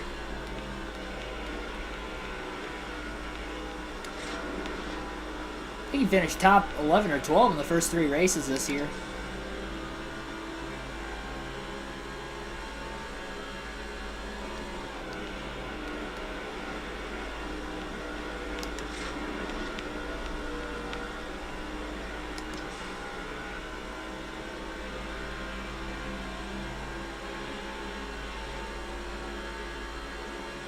Closes on Brendan Gaughan in the 77. Gaughan left a lot of room on the bottom for Biffle to get underneath him. Not for position, though, as Gaughan is on the lead lap. I'm sure most of the cars ahead of Biffle are probably on the lead lap. Except for Mark Martin in the 6 up ahead, who has slowed up Casey Kane and Kurt Busch. Johnny Sauter's holding up Ryan Newman and Jamie McMurray as well. Biffle down on the inside, 3 wide into turn 1 as he makes contact with Newman, who was trying to squeeze in the middle as he was getting around Johnny Sauter.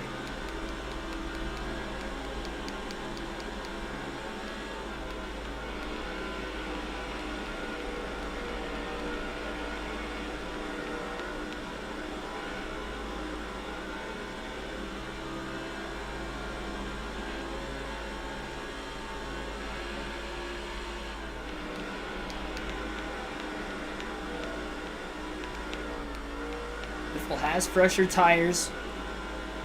Really looking to make a pass on Jamie McMurray in the 42.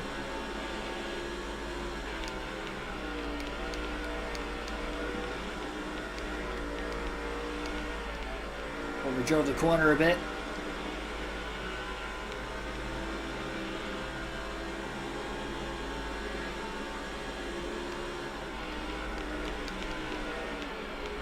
Terry Labonte in the 5, checking up. Biffle got way out of the gas to keep it off of McMurray. Murray still squeezed him in the middle of turns 1 and 2. Biffle gets around him. Robbie, welcome to the stream.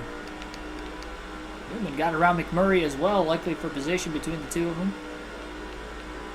Gonna be able to get around Biffle though. Biffle on a little bit fresher tires.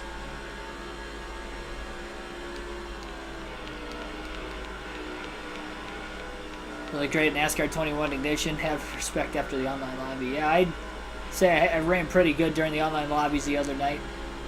Won 6 of the 10 races. Most of them on the short tracks and road courses.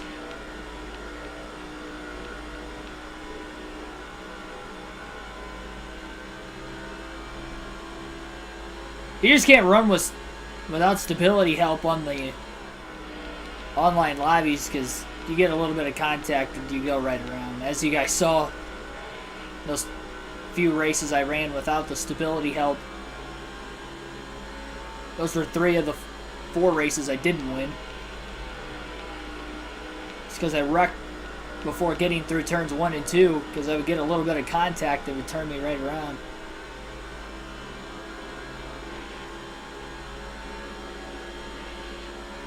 Now I know for next time. So that was the first time I tried an online lobby on NASCAR 21 Edition.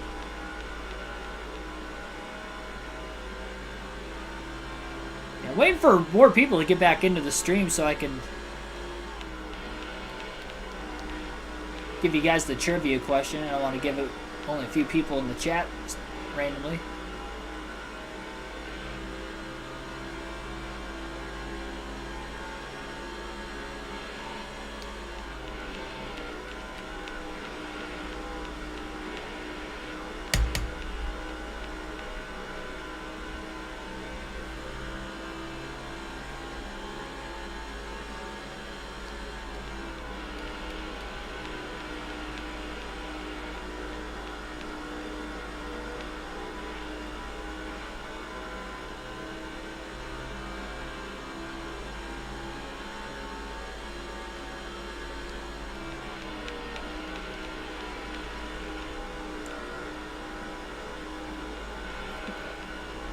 Got a little bit of a strategy call coming up for Greg Biffle. It's going to be risky, but he is going to pit again now as he's within the window to make it on just a couple more stops. And there's other cars pitting as well, so he's going to get back on the same strategy as the leaders by pitting right now. He was not the only one that jumped onto pit road that time thinking the same thing, so 4 tires and fuel again for the Biff.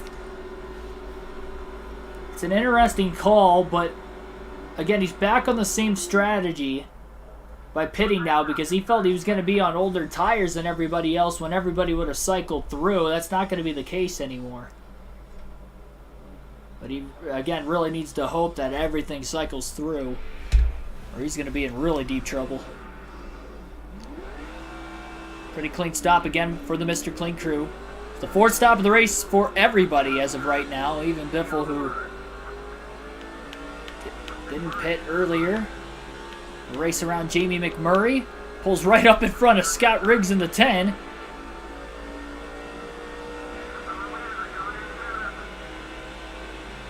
Murray's still down towards the bottom of the racetrack right now. Biffle is going to stay in front of the 42. He was just in front of him coming into the pits anyway. And Dale Jarrett now has taken his first lead of the race. So Jarrett, the 8th different leader tonight, to lead a lap, joining the likes of Tony Stewart, Matt Kenseth, Dale Earnhardt Jr., Greg Biffle, Kevin Harvick, Ryan Newman. 3 wide to the bottom of both slow cars of Johnny Sauter and Mark Martin into turn 3 that time. Elliott Sadler now to the lead. Make that 10 different leaders in tonight's race.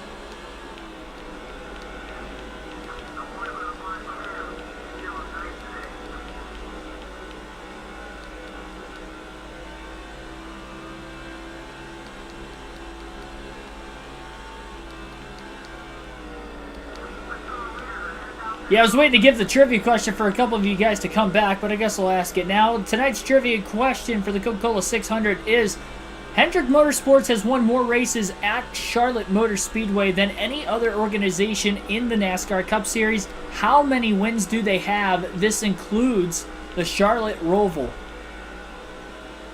So how many wins at the Charlotte Motor Speedway does Hendrick Motorsports have? This would include the Charlotte Roval and then both the Coke 600 and the fall oval races at Charlotte as well. This does not count the All-Star races. This just counts points-paying races at Charlotte.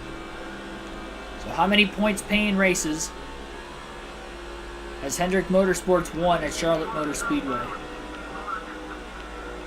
Bill says 12. That is not correct. I'll give you guys the answer to that question at lap 240 if I don't see the answer down in the chat below. It is not 15. As soon as I see it, from one of you guys entering it down in the chat, I'll let you guys know. Contact between Harvick and Biffle through turns 3 and 4 as both tried to race to the bottom of the track into 3 with Labonte on the outside. Terry Labonte, that is, one of the slow cars.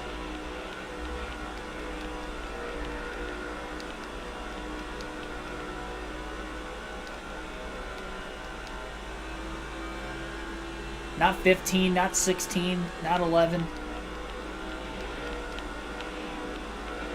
Cue the duck. I can't do that with my voice tonight. It's feeling a little... It doesn't feel like I could do it tonight. Don't want to say I'm losing my voice, but... not 19, not 20, not 9. I haven't seen it. It's a lot. It's obviously more than 1.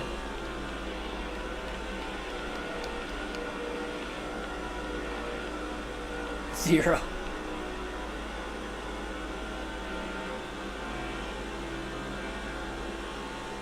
Forget the fact Jimmy Johnson won all those races there. Not 17. I mean, somebody's got to guess it eventually. A rapid fire down in the chat. Not 14. Not 19.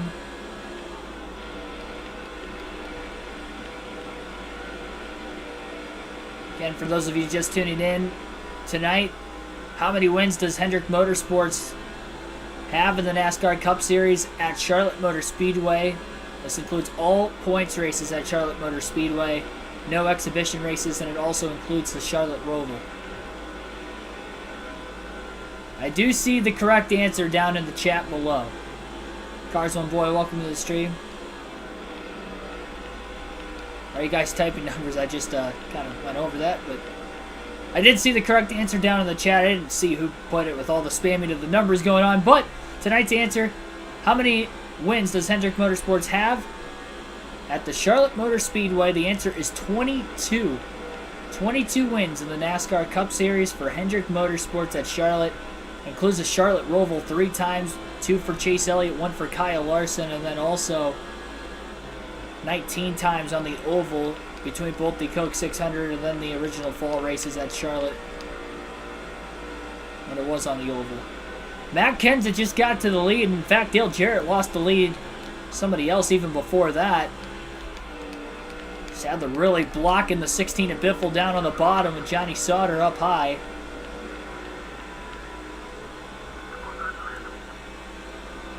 Sadler quickly get around the 6 of Mark Martin as well. Matt Kenseth leads for the first time under green flag conditions today. And we've had 11 different leaders in tonight's race. Derek says he got it right. I'll take your word for it.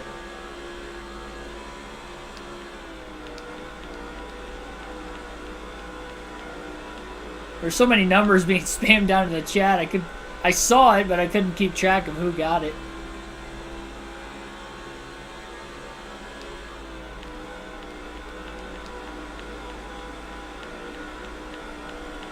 You're just tuning in for the first time, wondering why Greg Biffle's back in 18th. He had to make an unscheduled, well, not an unscheduled pit stop, but he did not pit under the first and only caution of the race. Should do a power rankings for the NASCAR KRC. Yeah, that's too much. I can't do that for a fantasy league because I can't see who all of you guys have picked throughout the course of the season. I mean, I could, but that's way too detailed. Showing the standings in the post race is good enough. At least it shows that not only I'm keeping track, but you guys are well aware of it on the channel as well. But yeah, power rankings video will be out later tonight following this stream as far as my top 10 drivers in the NASCAR Cup Series this season of 2022. A lot of contact in turn 3 up here. Big stack up coming. Matt Kenseth's lost the lead because of it. Jeff Gordon's out in front. Biffle slides as he was on the apron off before to get underneath of both Jimmy Johnson Sadler. Races around Kenseth and Terry Labonte, barely clearing Kenseth into 1. Looks like Kenseth fell all the way back to 4th. Getting stuck behind the slow car of Terry Labonte, and now Jeff Gordon leads for the first time today. So 12 different leaders in tonight's race. In the Coca-Cola 600, it has been a competitive one to say the least. There have been a lot of lead changes and a lot of traffic, definitely causing more of them now in the middle portion of this race as we come to lap 240 this time by.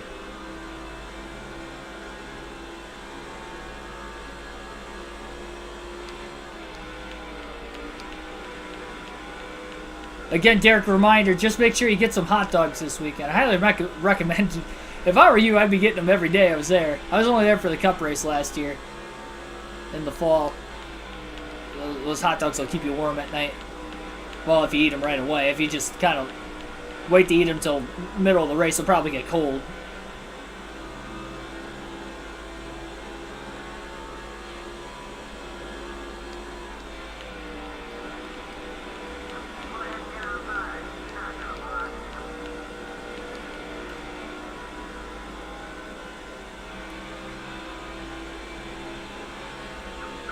Blocking Sadler. He didn't get off of turn 2 very well.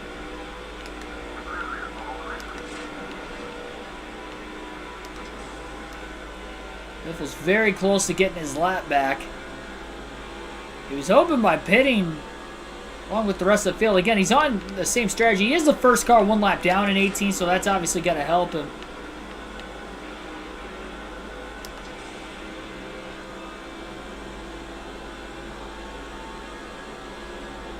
Here you're really having to work the controller way too tight. If anything, it's me just moving the analog stick almost a little back and forth. Because it's more on the loose side than the tight side, to be completely honest.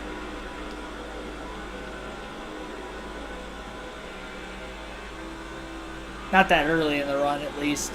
It's tighter earlier in the run, but I could get it to go wherever I wanted to. Oh, man, contact with Jared. I think they're checking up because of Johnny Sauter. Oh, man, a loose moment there as Biffle steered hard to get underneath Stewart. Gordon pulling away with his lead now on Smoke. Gordon, a 3-time Coke 600 winner. And Biffle to the outside, trying to get his lap back, and quickly cuts to the bottom. What a move by Biffle. Little room for error on the backstretch as he went to the outside to get around Gordon. Gordon went to the bottom so he can get around Martin, and Biffle cleared Gordon in that tiny window of an opportunity right before he would have ran into the back of the 6 of Martin. And that will allow Greg Biffle now to get back on the lead lap. If we do get a caution, he's right back in this thing again. 30.8 seconds off the race lead. Daring pass by Biffle, but he really wanted to get back on the lead lap in case we see another yellow. Now he's in good position. He was in the free pass position 1 lap down, but he would have had to restart the tail end of the longest line, which probably would have been the inside line where the lap cars were. But now we won't have to pass every car in the field, and we lined up right behind the 17th place car on the outside as of right now. Robert Yates' car's really surging through the middle of the race. Yeah, I mean, they both led laps last night in the All-Star race. In fact, Sadler blew an engine while leading in segment 1, so who would have known how fast of a car he could have had to compete. And Dale Jarrett's led some laps here late. Sadler did lead a couple laps already in this race in the middle of green flag stops. And Dale Jarrett definitely working his way forward. Robert Yates Racing has not won a race yet this season.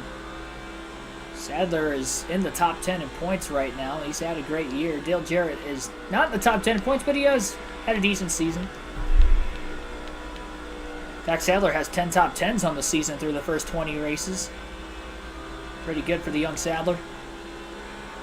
Gordon closing right back in on Greg Biffle over the last couple laps again.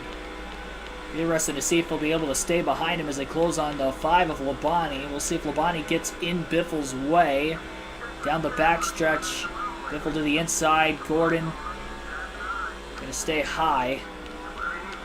Ken's right on Gordon's back bumper looking for the lead, so that'll separate the pack a little bit more again. I pitted at lap 223, I believe, but able to go 69 to 70 laps on fuel today, so I'd imagine that Greg Biffle will be able to go just shy of lap 300 before he pits again. 2-stopper to the end, so one caution, I guess, has really turned things from a 5-stop race to a 6-stop race total, with Biffle trying to get back on the same strategy. He's going to have to make an extra stop under green regardless, compared to the rest of the field when they pitted under caution.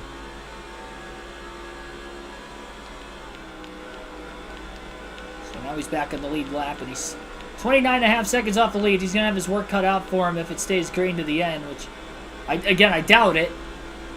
But if we do go green to the end, that's going to be over a 240-lap green flag run to the finish, and it would be the longer of the 2 green flag runs today. Steve Thomas in the 171 up on the outside. Biffle couldn't clear him off of turn 4, but at least Thomas left a lot of bottom open for Biffle, a much faster car to get around him cleanly.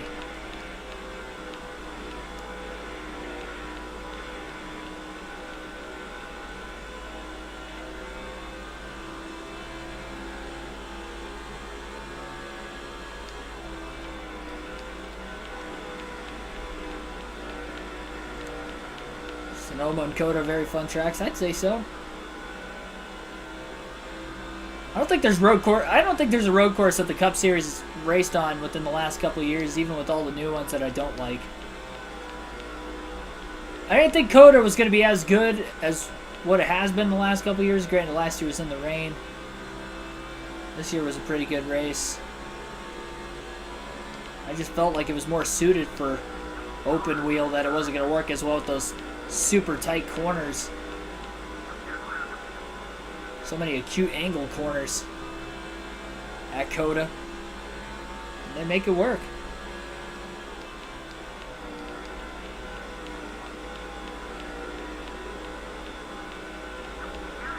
We got around Sauter pretty well last lap.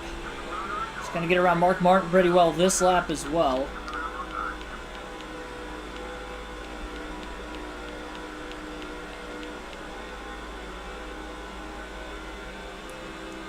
Alternate through the different camera angles for about the next 8 laps once again. It'll be the final time we'll do that in today's race. We are over 2 hours into the Coca-Cola 600 tonight.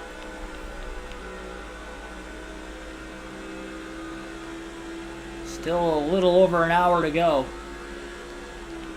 in NASCAR's version of an endurance race.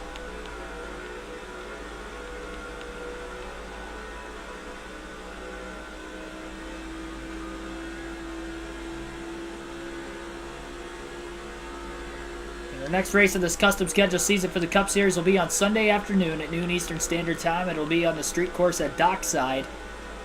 We'll have 15 races to go into crowning your champion there in the tight points battle between Biffle and Dale Jr. coming into the race today.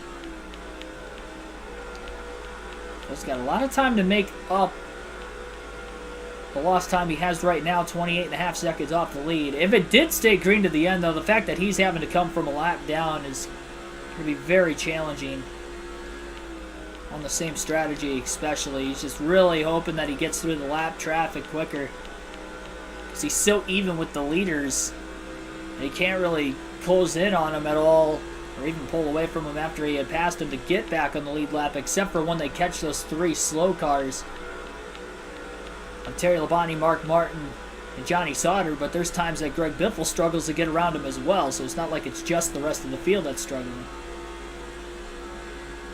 We'll say Martin hasn't really gotten in Biffle's way at all, but the other 2 have.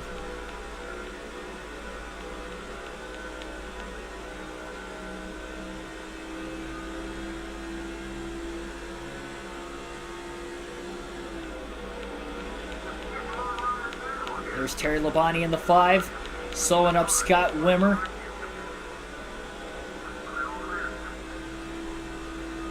And Kyle Petty got slowed up just a little bit. Biffle gets to the back bumper of Petty into turns 1 and 2. Petty going to stay wide. Oh, Biffle into the back of him.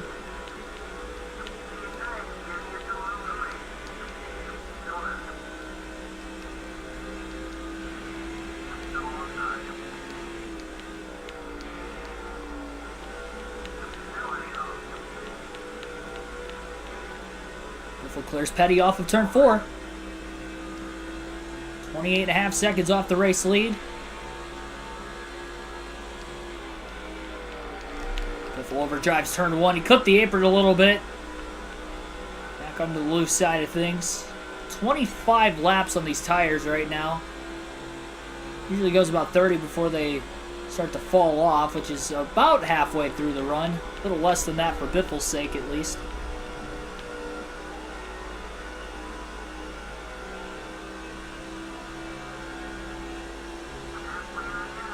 He is halfway on fuel.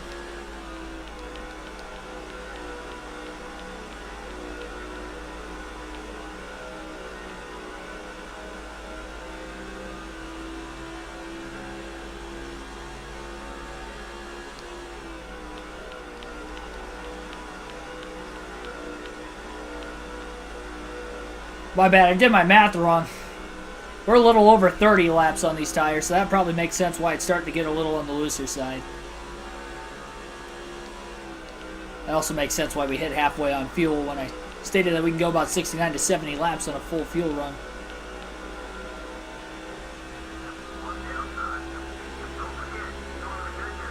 So quickly races around Johnny Sauter in the 30. Still in 18th, even with the cars he has passed after getting back on the lead lap. They've all been a lap down, not on the lead lap like Biffle is now.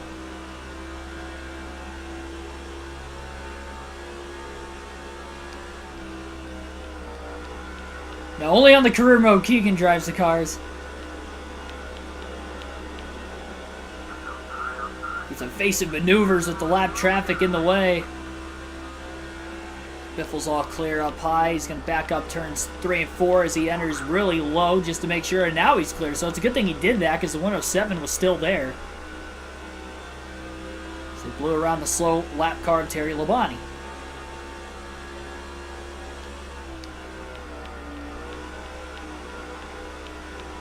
So Kenseth got to the lead that last lap, and then Gordon took it back away on the front stretch.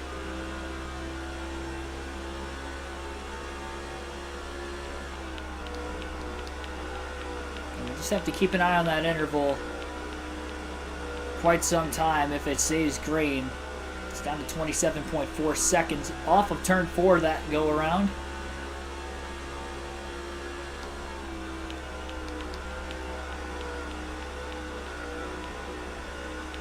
Biffle is trying to manage his tires though at the same time, so he's really not pushing extremely hard right now. Got a little bit of damage to the front of the car as well, so last thing you want to do is put that area of the car into the red on the damage indicator and be at risk of DNFing in this race. Oh, he's in 18th right now, but things could always get worse. Just joshing with you.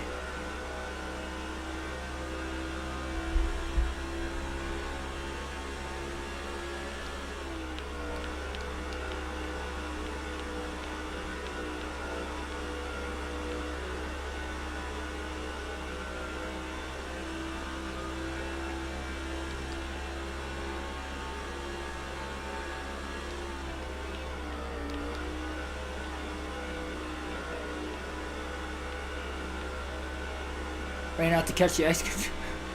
I can just imagine a grown man running down the street for ice cream. Wait! Wait!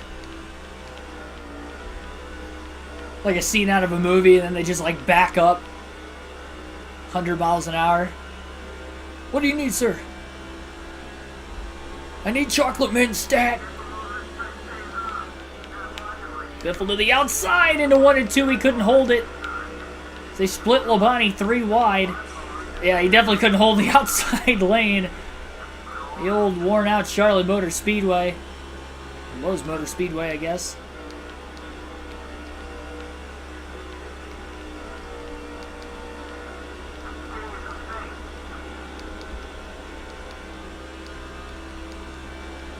The lack of concentration talking about the ice cream truck guy, and that might have cost Biffle a little bit there. Definitely didn't catch Labonte in the greatest spot while he was already catching Jimmy Lane and Robbie Gordon as well.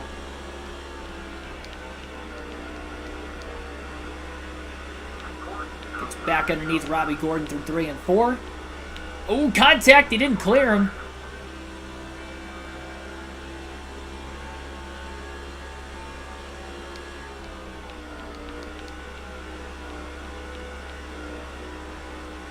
Didn't clear him when he moved up off the exit of turn 4. It squeezed Robbie Gordon into the wall.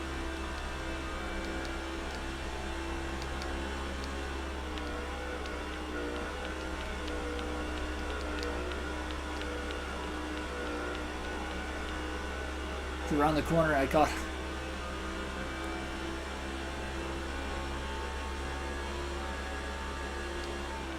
What were you doing in the process of that? Were you like, I could just imagine. I could just imagine you out in like your slippers, a robe, and your boxer briefs or something, just running out the door, trying to run the ice cream guy down.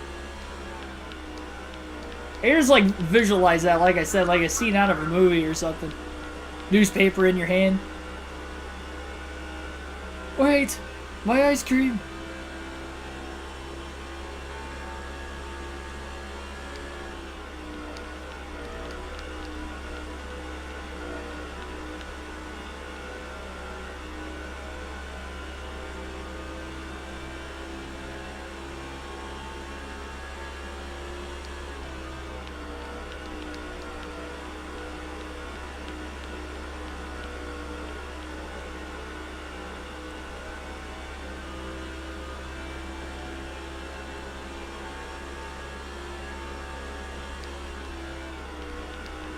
You can definitely tell there's enough damage on the car, too, that the lap times have also fallen off on top of the tires themselves. He's about 0.3 of a second slower than his fastest lap in the race.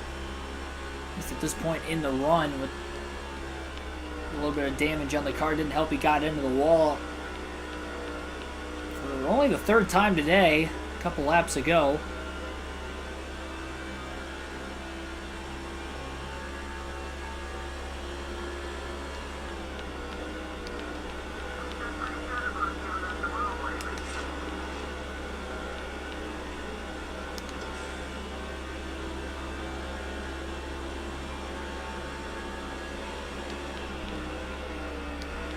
Closes into 3 and 4. Great corner that time. And it clears Craven off the exit of it.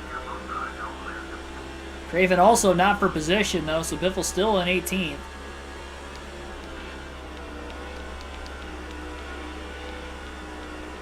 Scott Riggs, Ricky Rudd. Actually, no, never mind. That's the 161 car on the outside lane, not the 10 of Riggs. Another rookie. This one is a fantasy-generated rookie driver. There was Ricky Rudd on the bottom in the 21 for the Wood Brothers. 126 laps to go for Jeff Gordon this time by as he tries to win his 4th Coca-Cola 600. Mentioned Hendrick Motorsports has won here more than any other team. I don't know about that being the case as of the 2004 season.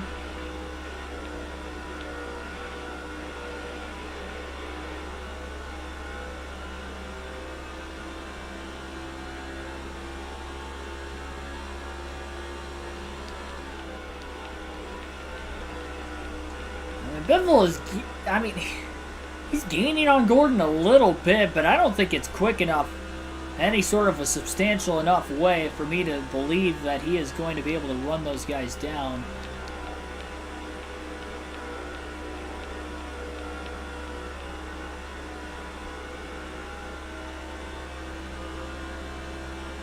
Really banking on a caution to try and bunch this field back up again. Terry Labonte just coming out of the pit lane on the bottom, making another stop.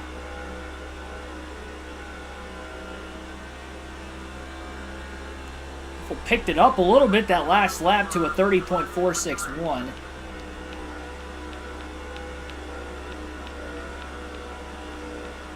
It's got about a quarter tank of gas left. The green flag pit stop started around lap 223. Biffle was one of the first cars to hit pit road that last time to get back on the same strategy. Just less than 27 seconds off of race leader Jeff Gordon. Gordon also really not dealing with any lap traffic right now, outside of the slow cars he catches from time to time, which is definitely helping Gordon's pace at the front of the field. May not be battling very hard with the leaders behind him anymore also. So they close in on the 30 of Johnny Sauter. It's Greg Biffle who gets down to the bottom, and Sauter pulled off the bottom lane and let Biffle go. He's coming in with a head of steam. Really allowed Biffle to pick up the time a little bit, and now he's only about 25.9 seconds off the leader, so.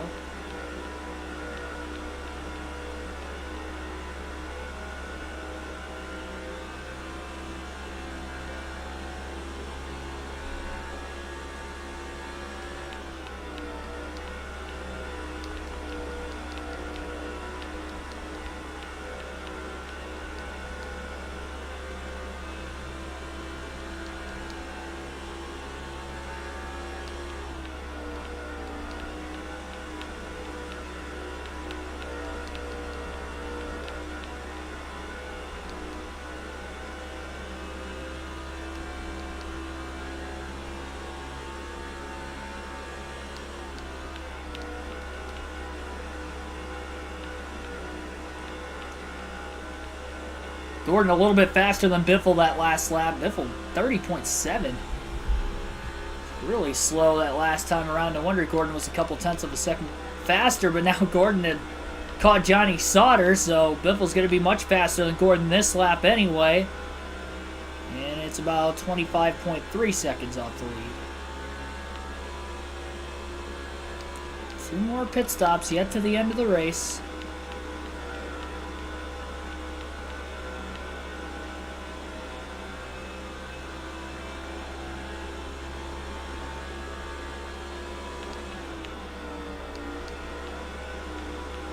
Talk about the ice cream truck when... Talk about your barefooted story.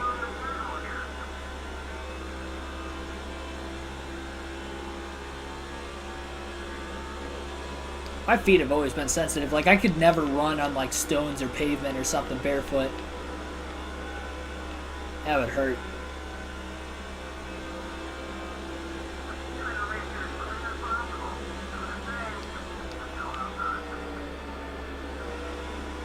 Under Riggs, clears him with a nice clean pass, gets a little loose off 4, hangs on to it, at least enough to keep it off the 43 car, Jeff Green to his outside. Still none of these passes have been for position though for Biffle. Still the last car in the lead lap. Now he's right in line behind the 0-1 of Joe Nemechek. Looking to the inside, down the backstretch, he should be able to beat Nemechek into turn 3. But, no, not quite. Nemechek's still in front of him. Biffle really dove the exit of turn 4. Both right side tires in the yellow now, and it sounds like some of the leaders have just been on their way to pit road. Jeff Gordon pitted from the lead that last time by, and Matt Kenseth will take over the race lead in the Coca-Cola 600. Him as well as Jeff Gordon got their first career wins in the Coke 600. Kenseth would be the defending champion coming into this season. Winning the 2003 championship.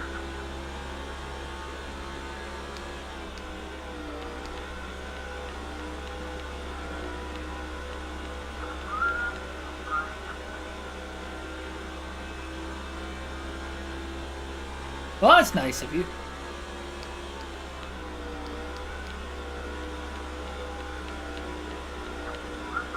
Yeah, especially... Granted, I don't usually order pizza, but if my dad ever ordered pizza and the weather was kind of crappy in the winter time and there was like a bunch of slush or ice or snow or something, then he would always make sure he tipped extra. Because we would never go out to get anything, you know, food-wise, because it was always snowing, but local pizza place usually always open.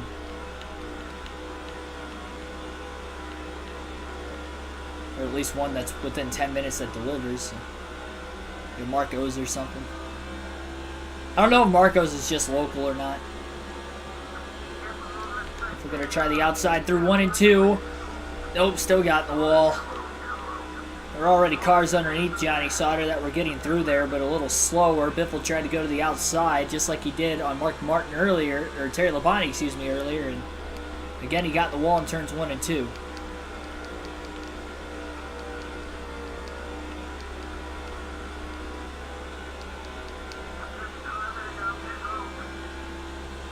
Biffle still staying out on the racetrack. Kenseth on pit road now.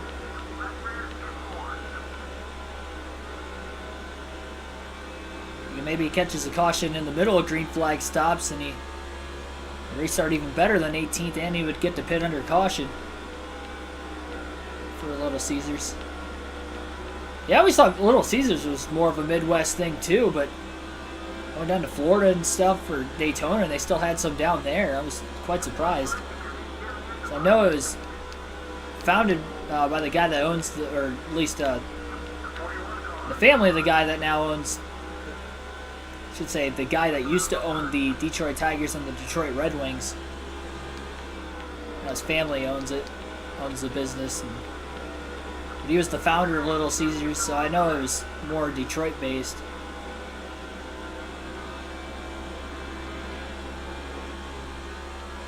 290, Biffle's still out on the racetrack. Almost gets into the 77 car that time with Brendan gone. Elliott Sadler stayed out on the track. Got another lap led in there. And here's Casey Mears right in front of Greg Biffle in the 16. These two have had a couple of run-ins already today, including the only caution that came out in the race when Mears had spun. Middle of the front stretch trying to pull a block on Greg Biffle, and he's going to think better than to do it again that time, but I believe he has fresher tires anyway, and he was able to stay in front of the 16. So Biffle now in the lead. He'll be able to officially lead at the start-finish line this time by. It'll be the 6th different time he has led at least one lap in the race today. But he'll end up pitting the next time by at lap 292. He's not going to stretch it any further in fuel. And no, I guess Mears is pitting right now. Give at least some clean air for Biffle for one more lap as he's back in the lead briefly.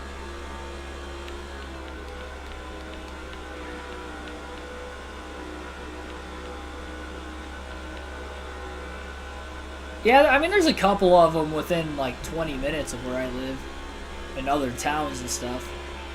In my town, we just got the one. Biffle trying to get to the bottom. He almost let Brendan gone underneath him. Biffle trying to make up as much time as he can before getting to the commitment line onto pit road. 4 tires and fuel for Greg Biffle. He'll repair any damage on the race car he possibly can. No adjustments to the 16 this time around. Second to last stop of the day for Mr. Clean Crew. Biffle did not catch the caution while he was out in the lead. So we're going to cycle through this set of green flag pit stops as well. The second set of green flag stops during this current green flag run. Third for Biffle, of course. An 18-second stop. Wasn't great. Biffle going to work his way up onto the racetrack now, and Matt Kenseth's coming. He lost a lot of time staying out a little bit longer than the rest of the field. And Kenseth is booking it right now through turns 1 and 2 as Biffle's going to get up to speed down the backstretch. And he is going to go a lap down again, it looks like. And there goes Kenseth. Racing through lap traffic, Matt Kenseth is the leader. So Gordon Light coming into the pits. to start green flag pit stops, but it's Matt Kenseth who will lead off the exit of the green flag pit stops, and Biffle's back to being 1 lap down again with just 106 laps to go. Making a little contact with Thomas. Actually, it might have been Taylor in the 174.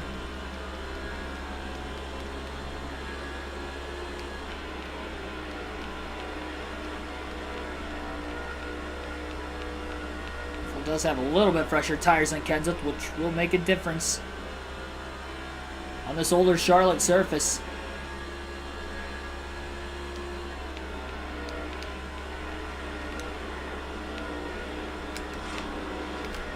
Oh, he got Kenseth loose, but he got into the back of his teammate. Forced him into a mistake. Costed Biffle.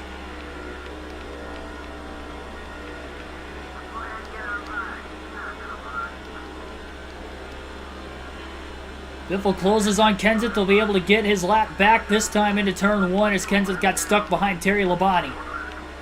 And it looks like Kenseth's still stuck on the outside, so is Jeff Gordon in line behind him.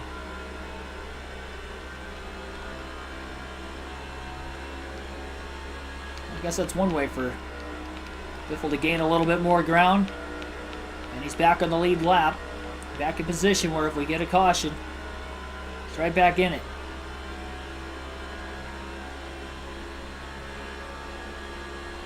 Thinks to lead all those laps in the first half of the race today, and second half not to go his way up to this point. Really between his third stop at lap 210 to now at lap 299, or 298 I should say, for the leaders.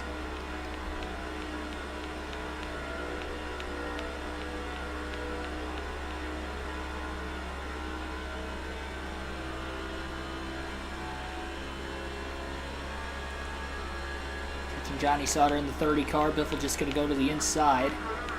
Sauter keeps the bottom open for him.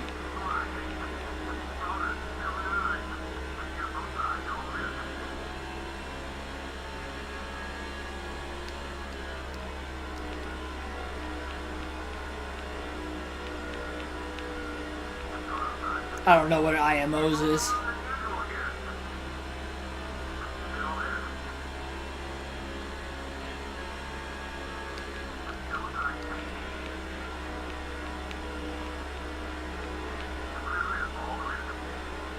Gets around Jeff Green quickly through 1 and 2. Celine66, welcome to the stream. Pretty good race so far as action pack goes, despite the fact we've only had just the one caution way back around lap 160. Just prior to that, at least. And we have 100 laps to go now as Matt Kenseth has crossed the start-finish line with the lead. Didn't get a good finish to the All-Star race. Nearly flipped at one point while leading last night. Still won segment number 2. Whatever speed he did have in the first half of that race, though, he is showing it here tonight. Of course, Kurt Busch won the All-Star race, so maybe Roush Fenway can double down, winning the Coke 600 as well, even with 2 different drivers. Biffle led a lot of laps early. He's in 18th right now. He was a lap down at one point. Not pitting under that first caution of the day has really hurt him. He's not expecting it to go caution-free even this far after the fact. We're at about 140 lap green flag run as it is, which is almost as long as what we started the race under a green flag run. Mr. You Bastard, welcome to the stream. Thank you for that comment as well. Not done yet, though. The most exciting 98 laps of racing still to come. That would be the final 98 laps. Also, like and subscribe for more daily NASCAR content. Our goal is 30 likes tonight on the stream. We're up to 20 as of right now with just less than 100 to go. And you'll definitely want to subscribe because the commentary you see tonight, if you like it, we do it during the real races on the race weekend as well, and a special one this weekend, doubling down, doing both the Xfinity and the Cup Series races over the next couple of nights. Starting at 7:30 p.m. Eastern Standard Time, both Friday and Saturday night leading up to the Cup and the Xfinity races. Cup race will actually start a pre-race coverage at 7 p.m. Eastern Standard Time. before the actual race starts. But tomorrow night for the Xfinity Series, no pre-race. We'll just go live right as the race is about to start at 7:30.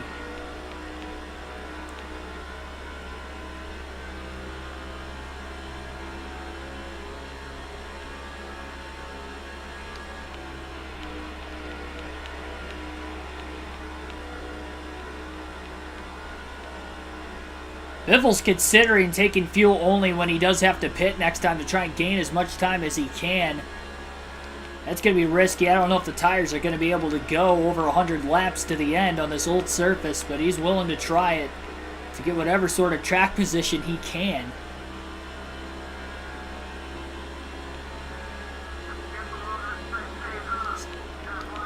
Blow by Terry Labonte. Again, there's 3 very slow cars who are down a cylinder or 2 in this race. Terry Labonte, Mark Martin, and Johnny Sauter are the 3 drivers. I will say we haven't seen Mark Martin in a while, so I wonder if he's pulled back off the track again. Johnny Sauter and Terry Labonte are still out there.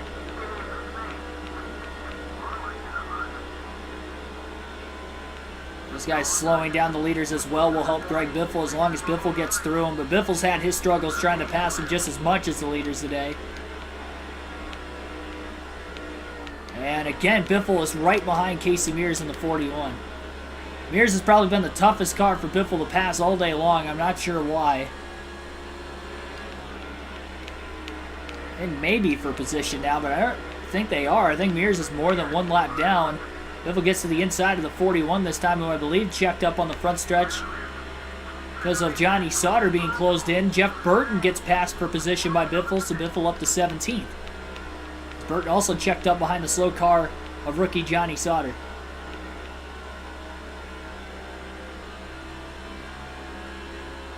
Yeah, I'd probably say Gibbs is the favorite for the Xfinity race too.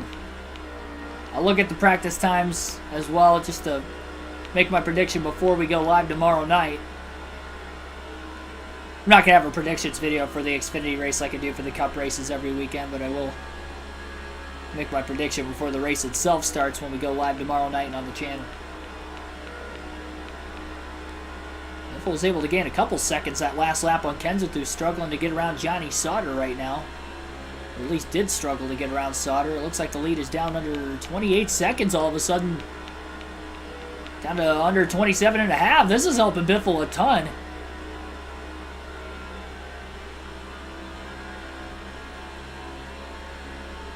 A lot of clean air in front of the Biff right now as well, which is going to be beneficial. A lot of lap traffic in front of Kenseth. Top of the slower lap cars, of course, he just worked his way through. Sauter and Terry Labonte.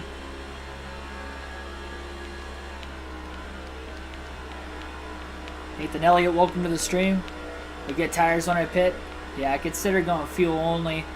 I just really want to gain as much track position as possible. I know if a caution comes out, I'm definitely going to pit for tires.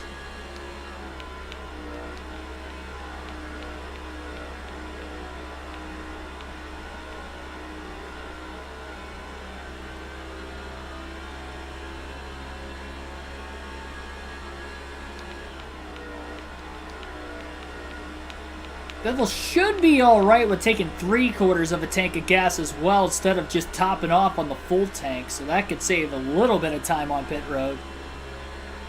And he just gained another spot there randomly. I wonder if somebody just blew an engine. Looking for a slow car on the racetrack. I haven't seen it yet. Either way, Greg Biffle's up to 16th.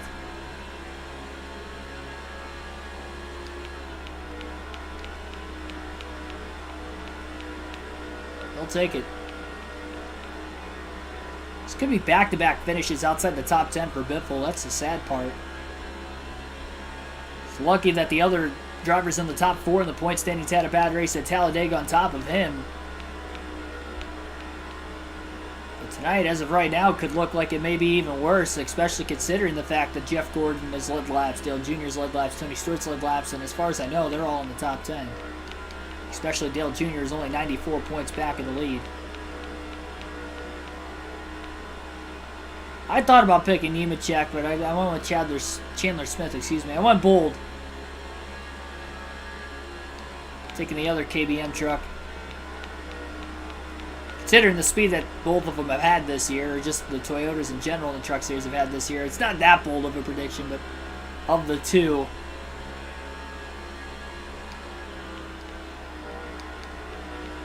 I'd be feeling a little bit more risky taking Smith. Biffle closing in on the 5 of Terry Labonte. Biffle blows around Labonte on the front stretch, caught him in a good spot.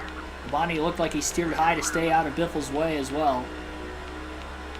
Biffle's gained maybe 2 to 3 tenths of a second on speed on Kenseth over the last probably 5 or 6 laps, so it's about a tenth, if that, a lap faster than Kenseth. That is just not going to be quick enough.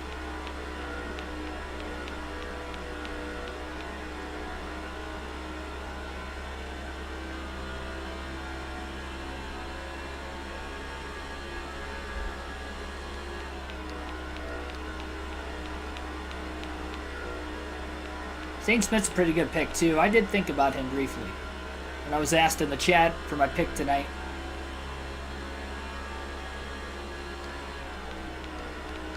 We're closing in on Johnny Sauter in the 30. Sauter pulls up out of the way at the last second. Biffle gets around him cleanly. 84 laps to go for race leader Matt Kenseth this time by.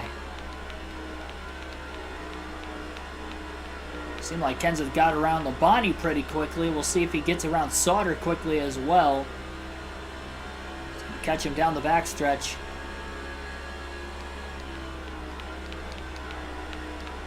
And he must have passed him cleanly because it didn't look like he lost any time at all. Or he hasn't caught him yet, but I think he has caught him. He probably did pass him quickly.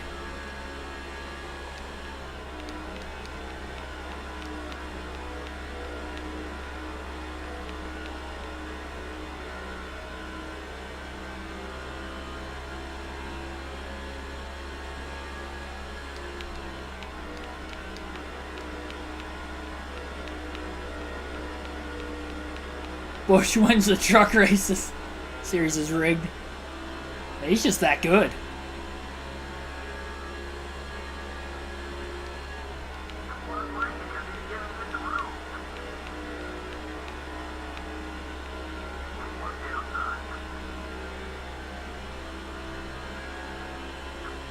Just say there's a reason he won all those Cup Series races. So when you drop down to the lower series, that's lesser competition.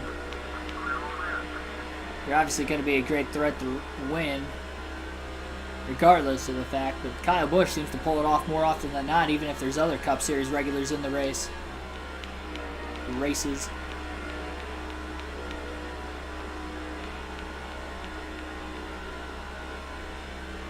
Caution! For the second time today with 82 to go, and that's going to get Greg Biffle back in this race. Alright. And it looks like Brian Vickers has crashed, bringing out the yellow. So the rookie making a mistake. It looks like in the middle of turns 3 and 4, I do believe. Yep, in 3 and 4. Brian Vickers has crashed for caution number 2. Greg Biffle will pit for 4 tires. And this will be the 6th stop of the race today, so it will not be the last one. He can't make it on fuel to the finish. It's only going to be about 6 to 7 laps short, but he's not going to be able to save that much during this run. And he was only the second to last car in the lead lap anyway. Unless those 2 cars that were behind him did fall a lap down, then Biffle wouldn't be losing any spots with them. One other car, it looks like a couple cars are also on pit road, so Biffle's not the only one in the pits. It looked like at least 2 more cars pit with Greg Biffle. Would not be surprised if one of them was Brian Vickers. Gonna get through this pit stop, and then we're gonna pause it real quick, so I have to take a bathroom break. I thought I could make it to the end of this one, but I'm not gonna push because we still have a little bit of a ways to go yet.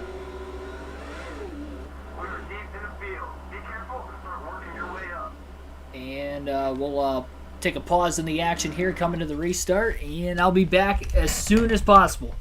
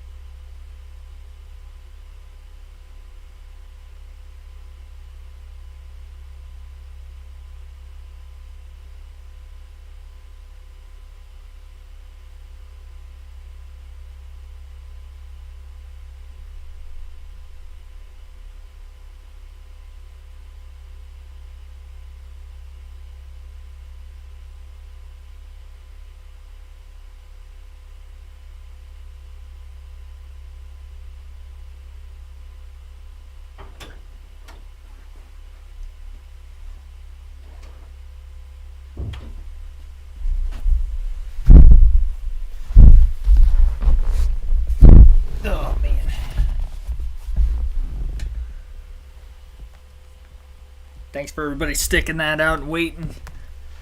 All right. Less than 80 laps to go.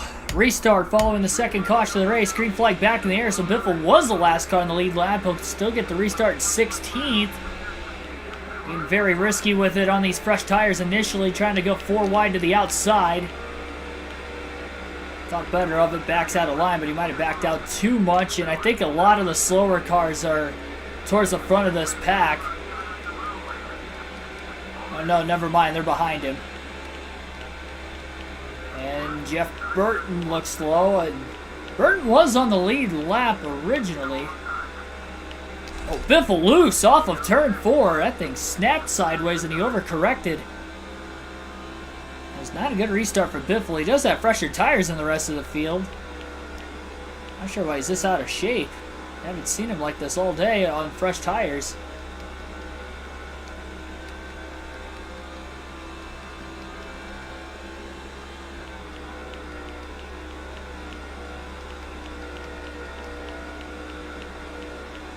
Right back to 17th. I believe Jeff Burton got the free pass, and that's why he was behind Biffle on the restart. So he was the first car lapped down, perhaps when the caution came out.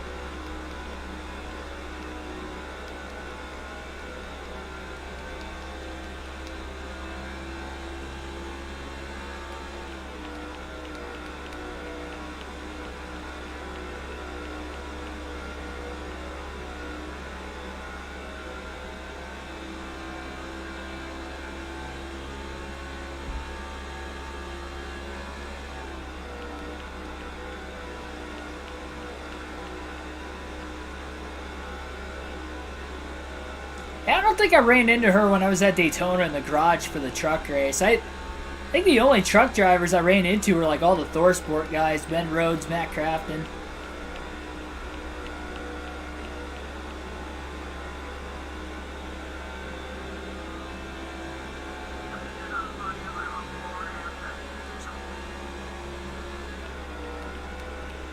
I think I saw Ty Majeski, but didn't realize it was him or something. I think he's running part-time for Thor Sport this year.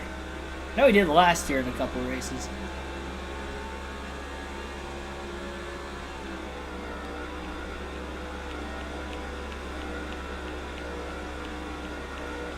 So when the field runs back down on Johnny Sauter and Terry Labonte, as packed together as they are since the restart, it's going to be interesting.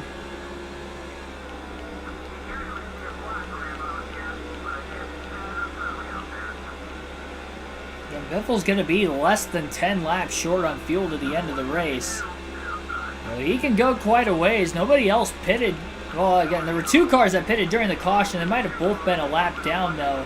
Unless Jeff Burton pitted after he got the free pass. That would have been a pretty smart move.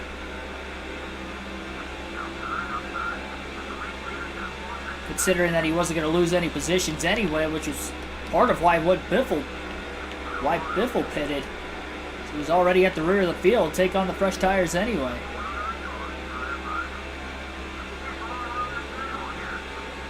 Somebody could show that comment down in the chat, by the way. Any of the mods. Thank you.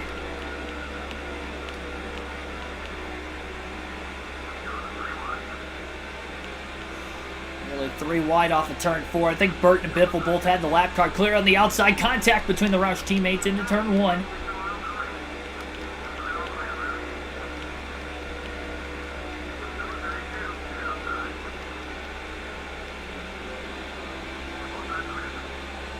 Stalled Biffle's run out as it looked like he might have had a shot to get underneath Craven. Guess I'll do it through 3 and 4 anyway. He's got the fresher tires easily. He's going to pass Craven in one fell swoop. 69 laps to go.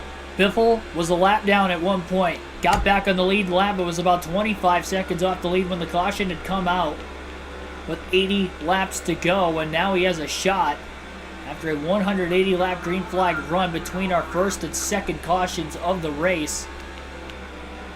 Does he have a shot as the leaders are catching these slower cars?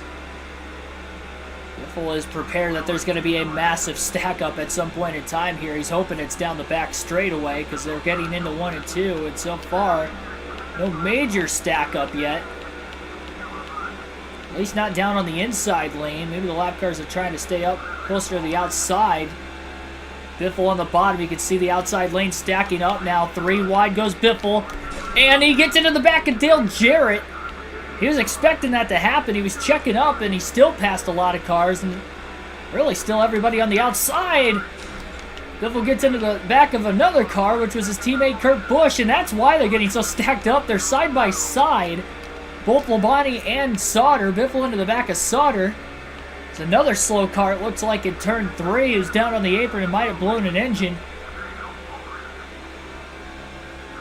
Murray back to the inside of Biffle. I wonder how much damage the 16 has on the front of his car after all that.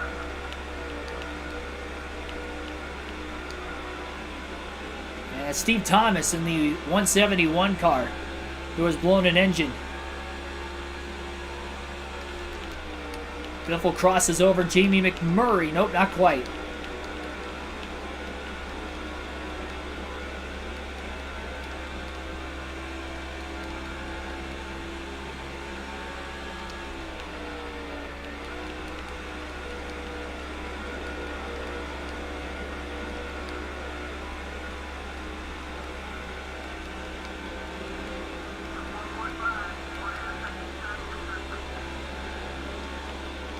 Murray definitely holding up Biffle.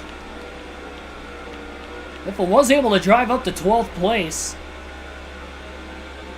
Kind of figured it was going to get stacked up pretty bad. I didn't think it was going to be that bad, but they were side by side going into turn 3. They meaning Johnny Sauter and Terry Labonte, the 2 very slow lap cars. Biffle missed that corner. Had to get way out of the gas to keep the car under control off of turn 4. I believe Casey Kane's on the lead lap behind him, and I believe McMurray's on the lead lap in front of him in 11th as well. They are within the pit window to make it on fuel to the end of the race. So we'll see when anybody might make that final stop of the day. Looks like there's some cars that are pitting this time by. Only one of them on the lead lap seems to have pit that time. Biffle moves up another spot. Now he's finally inside of the 42 of McMurray into turn 1. McMurray got his first career win here at the Charlotte Motor Speedway. It was in the fall race, the 500-miler. Good thing this one isn't 500 miles because the race would have been over 4 laps ago, and Biffle would have finished outside the top 10 again. But now he's up to 10th place. And he knows he could stay out much longer than the rest of the field here. Maybe he catches another late yellow. It's going to be interesting when he wants to pit, though, because if he stays all the way out to the end, he can't take 4 tires and expect to cycle back into the lead. Especially as far back in the lead as he is. 4.5 seconds or so behind race leader Matt Kenseth, who still held on to the lead every lap since the restart. Led leading into that most recent caution.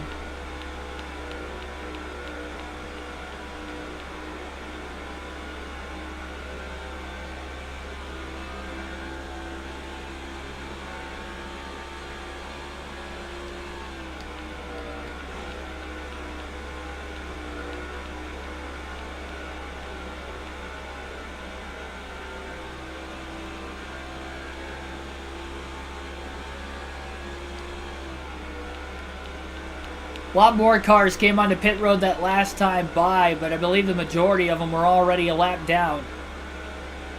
So notice that only one car on the lead lap has seemingly pit so far. Since the window's open to the end of the race, these other drivers trying to take it as far as they can. Can't blame them.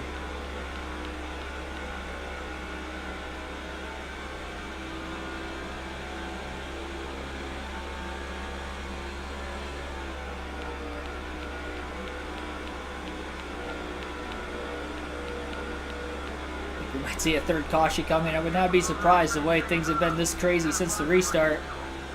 At least with a lot of cars pitting, it spaced the field out a lot more for when they catch Labonte and Sauter the next time through. I think Biffle's closing in on one of them right now as he gets to the inside of Ricky Rudd in the 21, who I believe is a lap down. Rudd got a decent run, though, off the exit of turn 2. Biffle trying to stay underneath him into 3 and barely does. Biffle will clear him off the exit of turn 2. At least puts another car in the rearview mirror, even if it isn't the lead lap car, and Kevin Harvick is taking the race lead once again as he again tries to win back-to-back. He won the night race at Talladega a couple days ago. It was on Tuesday night. Both Johnny Sauter and Terry Labonte stayed to the outside. Biffle couldn't gain any positions out of it that time. And they were nose-to-tail that time instead of side-by-side, which obviously helped as well.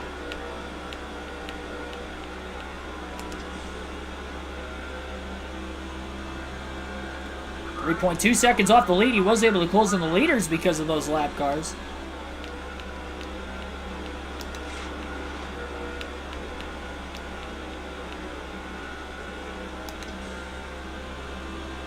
Trying to force Bobby Labonte into a mistake right now. Just not happening. I think there's quite a bit of damage on the front of Biffle's car since that restart. The fact that he has fresher tires, he's barely gaining any ground on these guys, if any at all. Jeff Gordon coming into the pits. And I believe he was the only lead lap car to pit in the top 10 that time.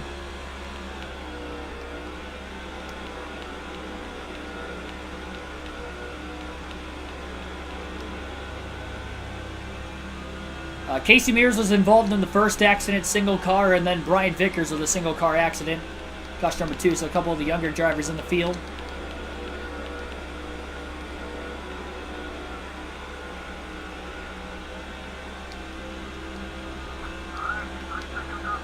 I think Biffle's going to short pit with these guys so he can take fresh tires to the end of this race, too.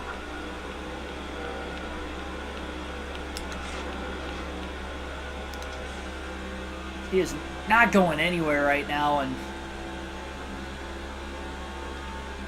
doesn't feel like losing too much track position. Not sure when exactly he wants to pit, though, because I've already seen one caution with 80 laps to go. He doesn't want to see another one after he makes a stop and he gets trapped a lap down again, because it took him a while just to get back in contention for a second yellow to come out. Last thing he wants is a third one to come out and put him back out of contention again.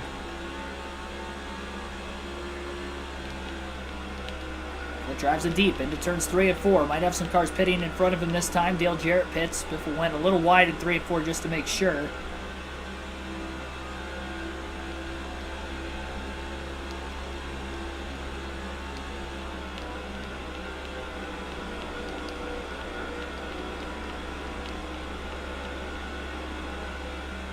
Biffle's got to run, though, off turn 2.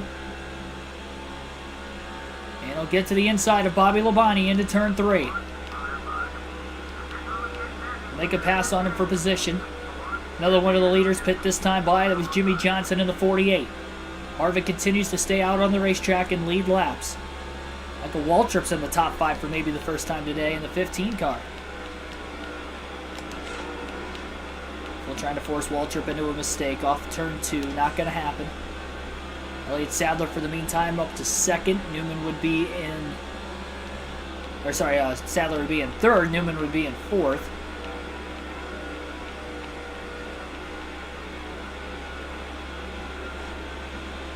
And Kevin Harvick just pit that last time by.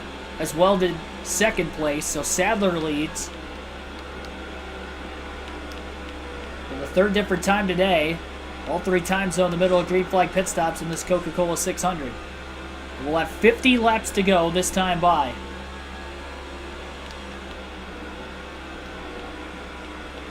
Waltrip may be pitting this time. And there he goes. Biffle to P3.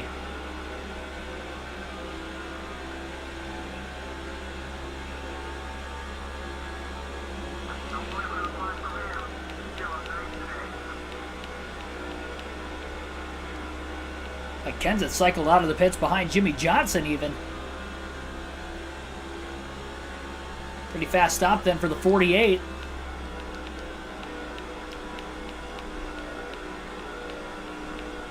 About to catch the slow lap cars on the front stretch this time of Labonte and Sauter. Sadler leads. Newman in second. Newman going to the outside for the lead, but he gets blocked by Sadler. Opening the bottom up for Biffle to roll past the 30 of Johnny Sauter as well as the rest of the leaders. Now goes to the outside to get around Terry Labonte off of turn 2, and Greg Biffle leads, but he'll pit this time by. A lot of the leaders have already made their stop. Biffle will pit this time. 4 tires and fuel, the 7th and final stop of the day for Biffle. Didn't lock the tires up, but he had to make sure he didn't speed. He did not. Got it down to 66 miles an hour. Pit road speed limit is 70 at every track in this game. Sadler back out in front again. Biffle never led a lap in that transition of taking the lead, but here we go. Watch Jimmy Johnson, because he's the master at Charlotte. This is very true. Won 4 races in a row here before, including 3 Coke 600s. At one point in his career. Mr. Clean Crew going to make another clean stop. 16.7 seconds, faster than what it was estimated. Biffle is a lap down, though. Have to be careful pulling up onto the racetrack. There he pulls up in front of Waltrip. He's trying to hold him back. Big contact. Really holding the 15 car up. Terry Labonte's in line behind him. He definitely wanted to keep the slow lap cars behind him, and he did. As he cycles in front of both Dale Jarrett and Michael Waltrip. Ryan Newman leads as Sadler pits off of turn 4. Newman just trying to catch a caution with less than 50 laps to go. This car feels great with the fresh tires again.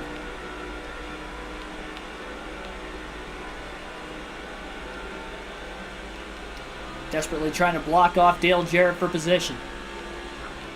Did they repair enough damage on the front of the 16 following the most recent restart so he can potentially run down the leaders to the end of the race?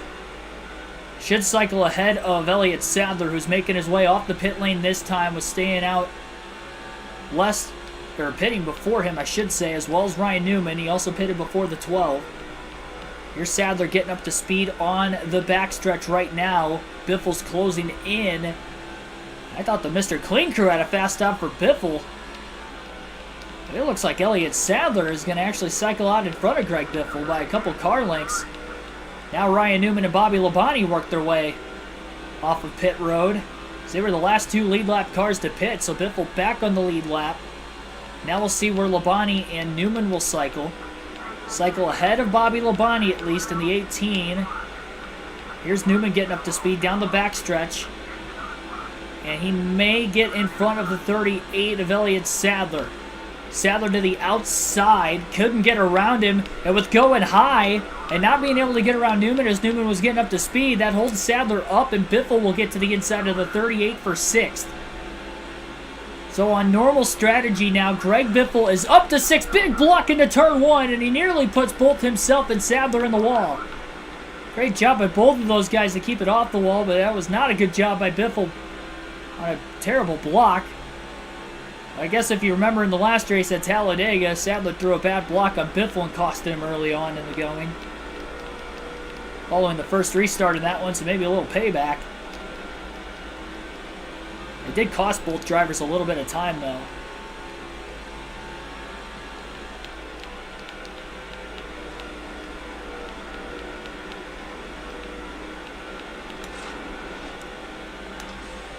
Forced Newman into a mistake that time off of turn 2.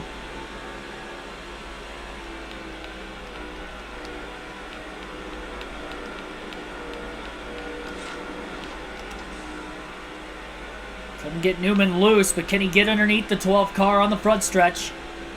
Not going to happen there. Newman got off turn 4 a lot better than Biffle thought he was going to. Running that middle to upper groove. Got that run from the banking. Biffle driving it in deep. He really needs to get around these guys as quick as possible if he's going to want a shot to win. Jeff Gordon has just taken the lead away.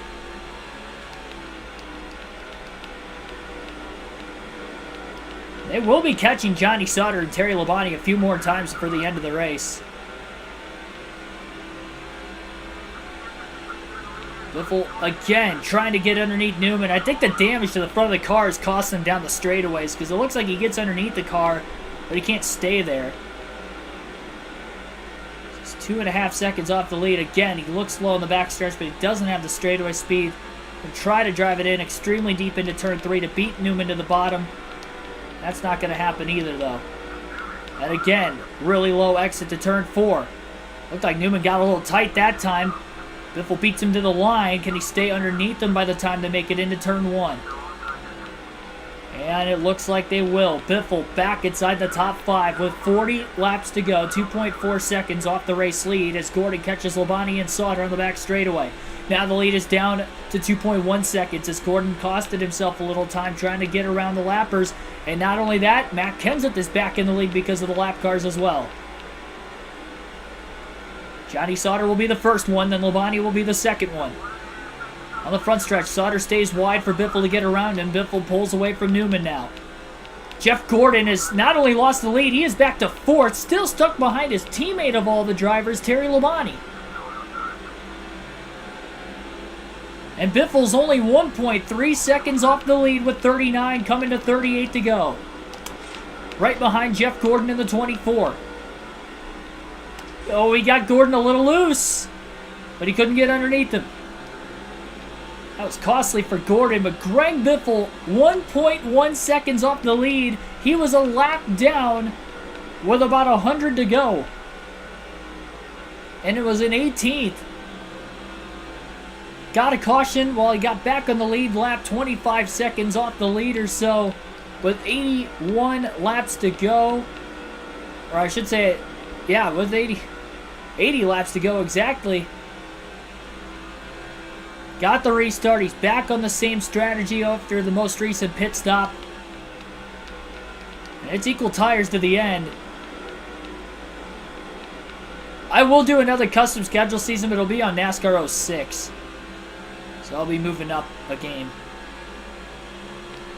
And you guys will get to fan vote who that driver will be for the custom schedule season in the next game. Greg Biffle gets around Jeff Gordon for 4th place. There's a clean pass. Biffle a little loose though into 1. He overdrove it. But he gets back down to the bottom in front of Gordon. Jimmy Johnson in 2nd. Harvick's led a lot of laps today. He's in 3rd. I'm not even sure who's led the most up to this point, to be completely honest.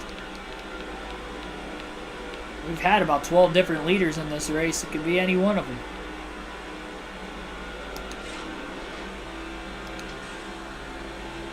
$35 laps to go. There is plenty of time for Greg Biffle. Again, they will catch Labonte and Sauter at least twice, probably 3 more times before the end of the race. We'll get through them better. It's been Biffle as of this last restart, except for the first time they caught him after the restart. It wasn't really Biffle. Oh, Harvick got loose. Biffle intimidated Kevin Harvick. And that might allow Biffle to make the pass on the 29 car. Nope, not quite. Oh, no, he's still there into turns 1 and 2. He is there. Biffle to P3.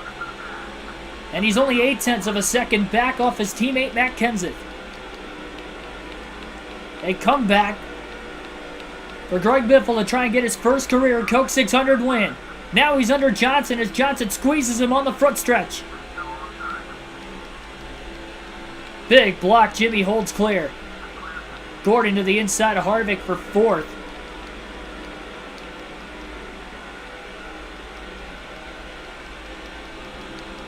Biffle down to block Gordon. Still couldn't clear the 29 yet.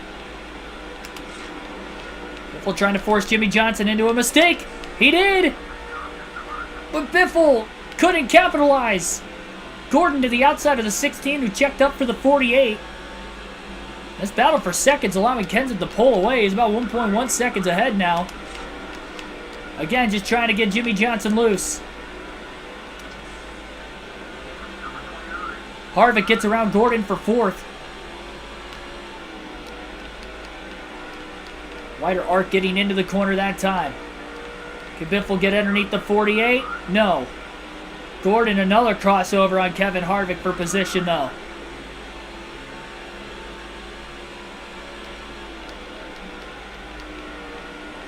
Two Fords, 3 Chevys in the top 5. Harvick lost a little bit of ground on the 3 cars directly in front of him. Oh, Kenseth's getting held up by Johnny Sauter. And that allows Jimmy Johnson and Greg Biffle to close the gap on the 17. Oh, trouble! Sauter and Harvick get together on the front stretch. Harvick's in the wall in turns 1 and 2, but we stay green. And as we stay green and no caution through 1 and 2, Labonte holds up the leaders. Biffle's on the inside of Kenseth for the lead into 3 as he goes from 3rd to 1st in 1 lap. Clear off of turn 4. Biffle's out in front, and now Kenseth's in the wall off of turn 4, and Gordon's up to 2nd. The drivers who were in 3rd and 4th the last lap are now 1st and 2nd.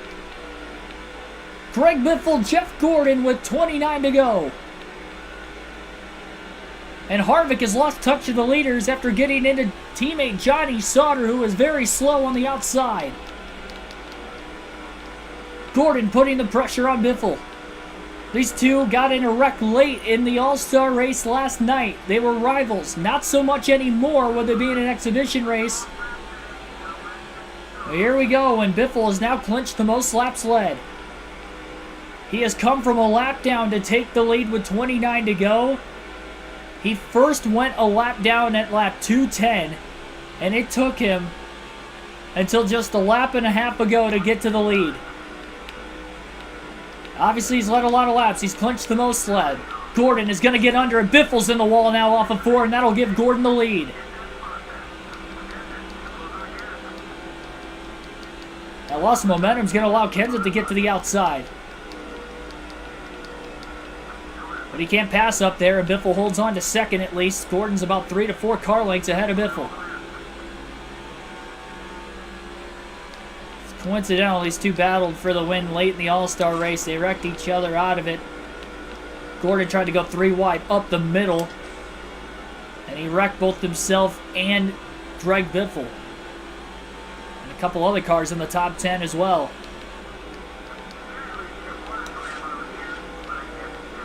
Four-car breakaway right now. And again, they will catch Labonte and Sauter probably 2 more times the rest of this race.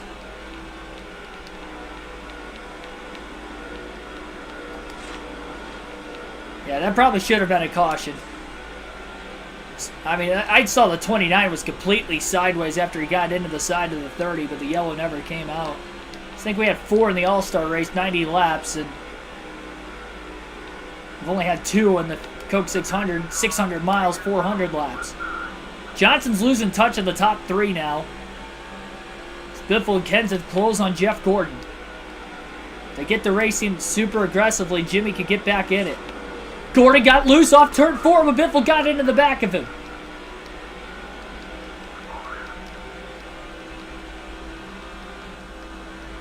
Look at Kenseth with the speed on the outside lane.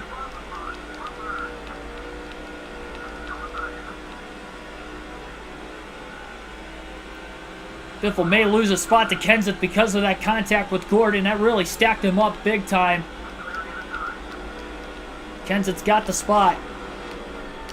And now Kenseth gets loose. Biffle trying to intimidate these guys, and he keeps running into the back of them. Adding more damage to the nose of the car is not going to help either, and he's a 2nd off the lead again. And Johnson's all over the back bumper for 3rd. He gets tight 1 and 2 and goes up the track himself.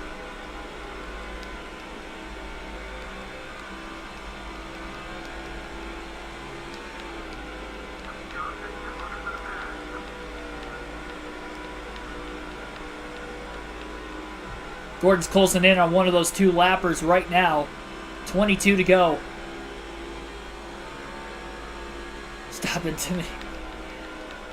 It's worked to pass a couple cars today, but unfortunately the last couple times I ran into the back of him. Gordon's held up anyway by a lap car on the back straightaway of Johnny Sauter. Biffle to 2nd as he gets by Kenseth, and again he's all over the back of Gordon.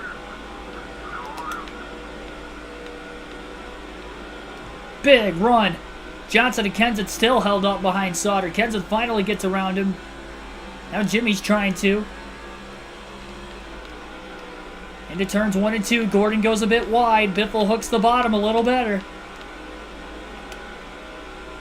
Gordon blocking all the way to the inside. Biffle down low. They'll be closing in on Labonte. That's Gordon's teammate. That might help the 24. He got Gordon loose. Couldn't get around him, though. He would like to pick him behind Terry Labonte if possible. He got it in the back of him that time.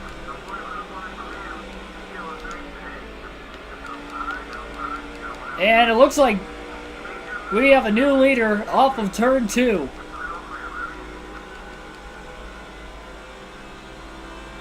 As Biffle was able to pick Gordon behind Labonte, it's Greg Biffle who has the lead.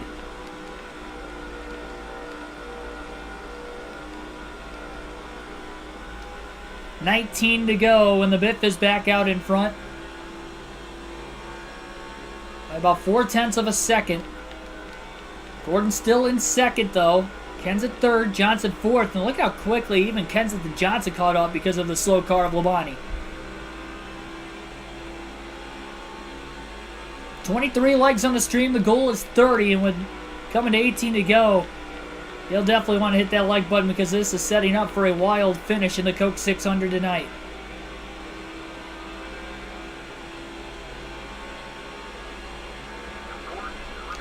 Biffle just got a wall into turn 1.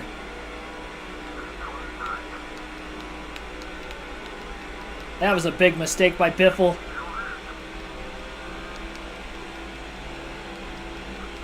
Gordon got by. Biffle was hanging on the right rear corner panel of the 24, really trying to side draft him. Almost got underneath the 24 car that time.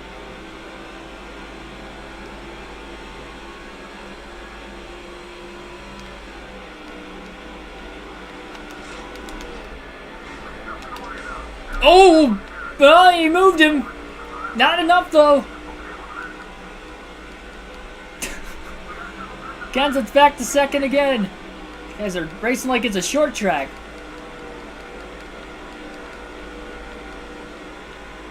That right front fender's in the red right now on Greg Biffle. He's got to be careful.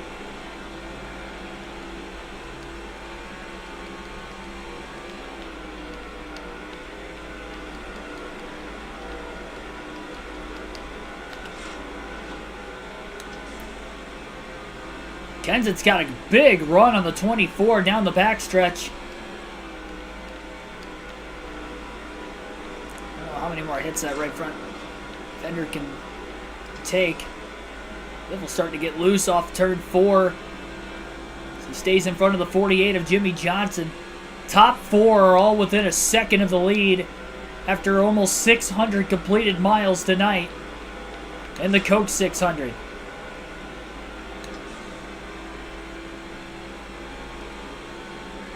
Kenseth in the driver's seat, looking to get around Gordon. Two drivers who won the Coke 600 in their first career race. Kenseth trying to win his second as of the 2004 season. Gordon trying to win his fourth. And Jimmy Johnson, who in real life three-peated this race after winning it in 05, won a second one in this 2004 season. He's trying to recreate history today. Greg Biffle, the only one of the top 4 who has not won a Coke 600. But he's got a shot to win it after a lap down late. He got to the lead a couple times, but he hasn't been able to hold on. And he forced Kenseth into a mistake. He's going to close on the 17. And he didn't run into the back of him that time. That was beneficial. Kenseth going to go a little bit wide in turns 1 and 2. Biffle closes on the bottom. Can he get underneath him off the exit of the corner? Looking low. Kenseth with a big block. And holds on to second place still. And they are closing on another lap car up ahead. Nope, the lap car pits. Sauter will pit this time to let the leaders go by. We'll catch Labonte. 12 to go. And Labonte is Gordon's teammate. I don't know if they're going to catch Sauter the rest of the race. It's going to depend where he comes off of the pit lane if he comes back out on the track. Johnson's lost touch of the leaders again. It seems like unless they make a mistake, that's really the only time he's able to close in. Through the heavy lap traffic especially. Kenseth gets loose off 4 again. Biffle with a great run on the front stretch, but again it's Kenseth with the block on the front stretch. There's Sauter out of the pits, but they already got around him. Biffle underneath Kenseth. through 1 and 2, but he dove the corner off a little too much in the center. He couldn't get around, and they are closing in on Terry Labonte. Biffle beats Kenseth to the inside in 3 and 4. 3 wide for the lead off of turn 4. Biffle's got it. Contact with Labonte. Sideswipes him with the right rear as he moves into the lead. Kenseth's up to second as he picked Gordon behind Labonte, his teammate.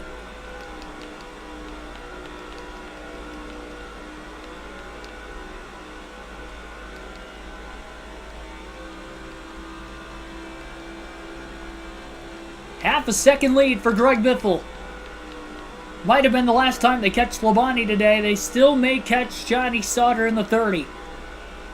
And Jeff Gordon is back to third. 9 laps to go for the Biff. It's not expecting them to go 3 wide the way they split the 24 car in the middle, but it worked. And now it's up to the Roush cars to settle it themselves.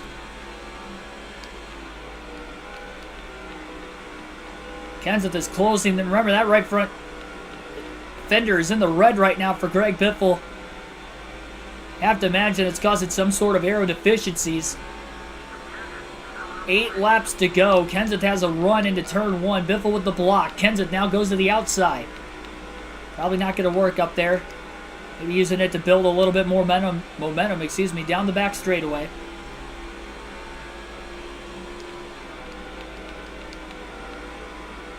Biffle wiggled in the middle of the corner. Not enough for Kenseth to get underneath him, though. Biffle hangs on this time, and Gordon's already closing in the 24 car back in third. He's still not out of it. Another lap car up ahead. I can't tell who that is. They're not extremely slow, though. I think it's just the back of the regular lap traffic now. They're a little bit quicker.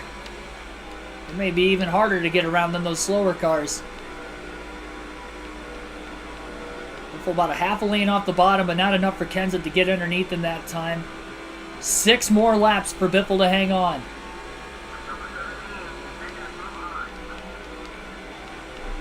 Biffle slides the rear tires. You can hear them skirting in 1 and 2.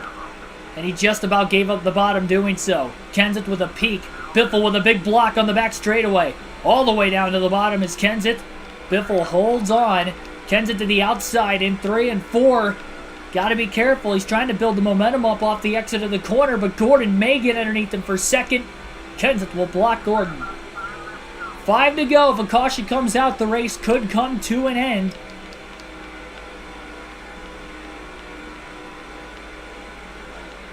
If Biffle hits anybody with the right front fender, he might have his race come to an end early. 600 miles and only 2 cautions. It is a 3-horse race for the win. And Kenseth might have gotten in the wall off of turn 4. It's tough to tell. Either way, he went wide, and Gordon's underneath him for second place. Trying to split up the Roush cars, who, some way, shape, or form, need to settle it to where at least one of them goes into victory lane today. Gordon with another run off turn 2. Biffle in a block down the backstretch. Gordon is cleared for second. And Kyle Petty will be the lap car in front of the leaders. Kenseth crosses Gordon over. 3 to go. Side by side for second as they battle again. That's helping Biffle. As long as he can get around the 45 of Petty. Petty stays to the outside. Biffle will have room to get underneath him. But he gets into the side of him off of turn 2. That's going to hold him back. He still can't break free of the 45.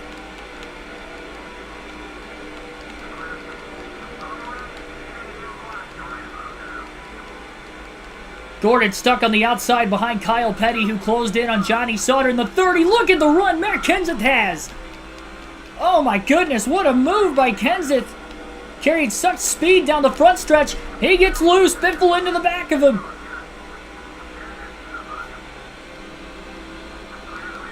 Was that the last gasp for Greg Biffle?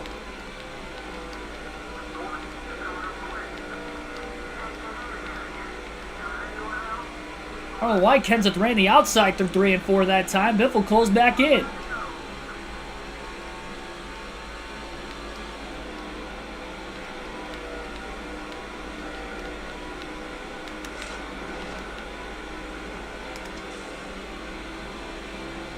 He's going to have one more chance to try and get around him. He's about a car length and a half back into 3 and 4.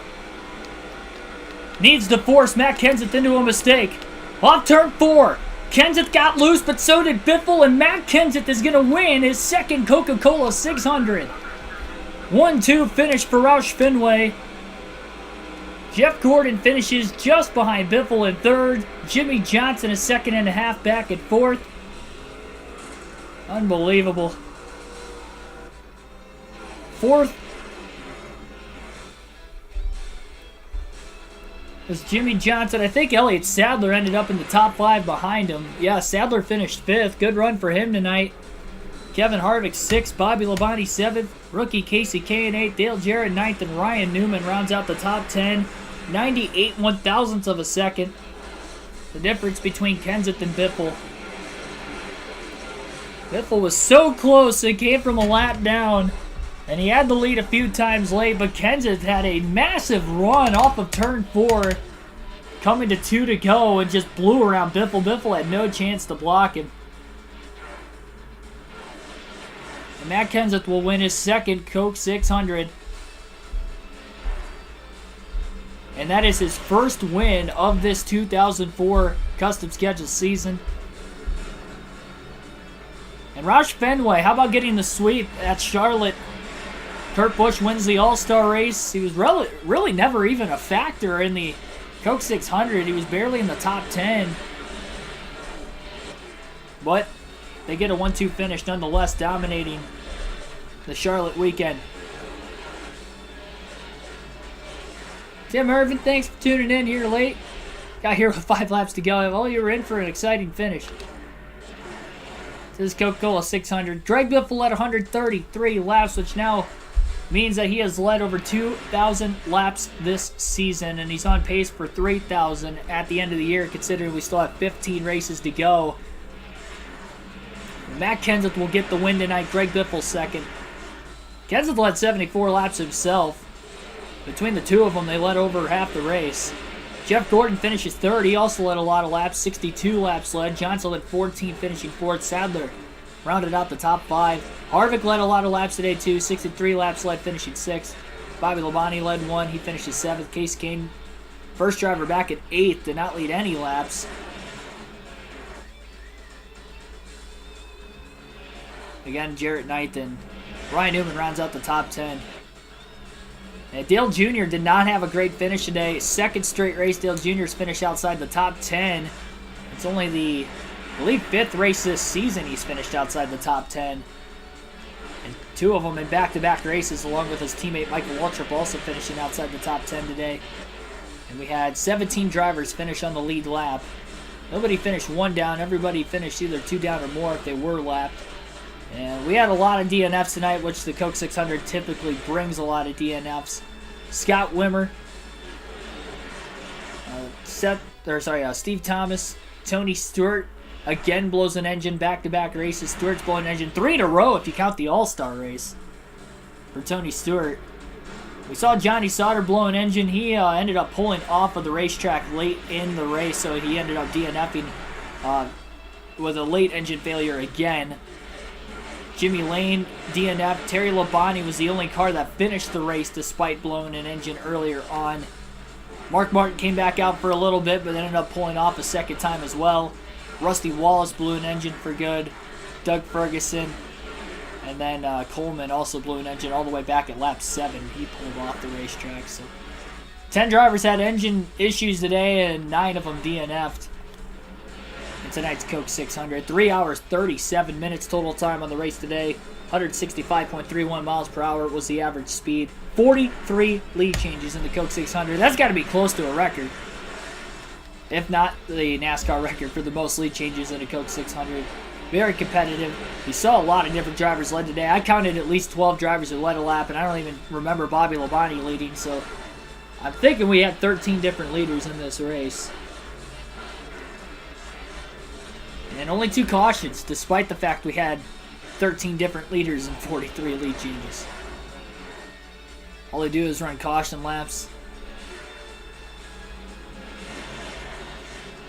And the stage is 5 to go. Yeah, that's truck races for you. A lot of Xfinity races this year have kind of been like that too, unfortunately. It's the nature of the Underseries, I guess, for NASCAR in recent years. And that's going to wrap tonight's stream up. Like and subscribe for more daily NASCAR content. I'll see you guys tomorrow night. NASCAR Xfinity Series live commentary live stream starting at 7:30 p.m. Eastern Standard Time. We'll also be doing the Cup race the following night starting at 7 p.m. Eastern Standard Time with our pre-race coverage for that one. No pre-race coverage for tomorrow night's Xfinity race. We'll start it live at 7:30 and get kicked off with the race itself. So doing that, next video game live stream will be at noon Eastern Standard Time Sunday for Dockside, the next race of the custom schedule season. And that is going to be a wild one. Another fantasy track, another new track, and another street course race, the third and final street course race of the season. Thank you, everybody, for your appreciation and support, as always. Again, like and subscribe on your way out for more daily NASCAR content. We just hit 1.67 thousand subscribers today. I think we can get to 1.7 by the end of the weekend, the way things are running here, and with doing the live race commentaries for the next 2 days. So, on the grind, on the road to 2,000 subs, and most importantly, on the road to becoming a NASCAR commentator in the real-life world down the road. Thank you. I'll see you guys tomorrow night for some Xfinity Series racing.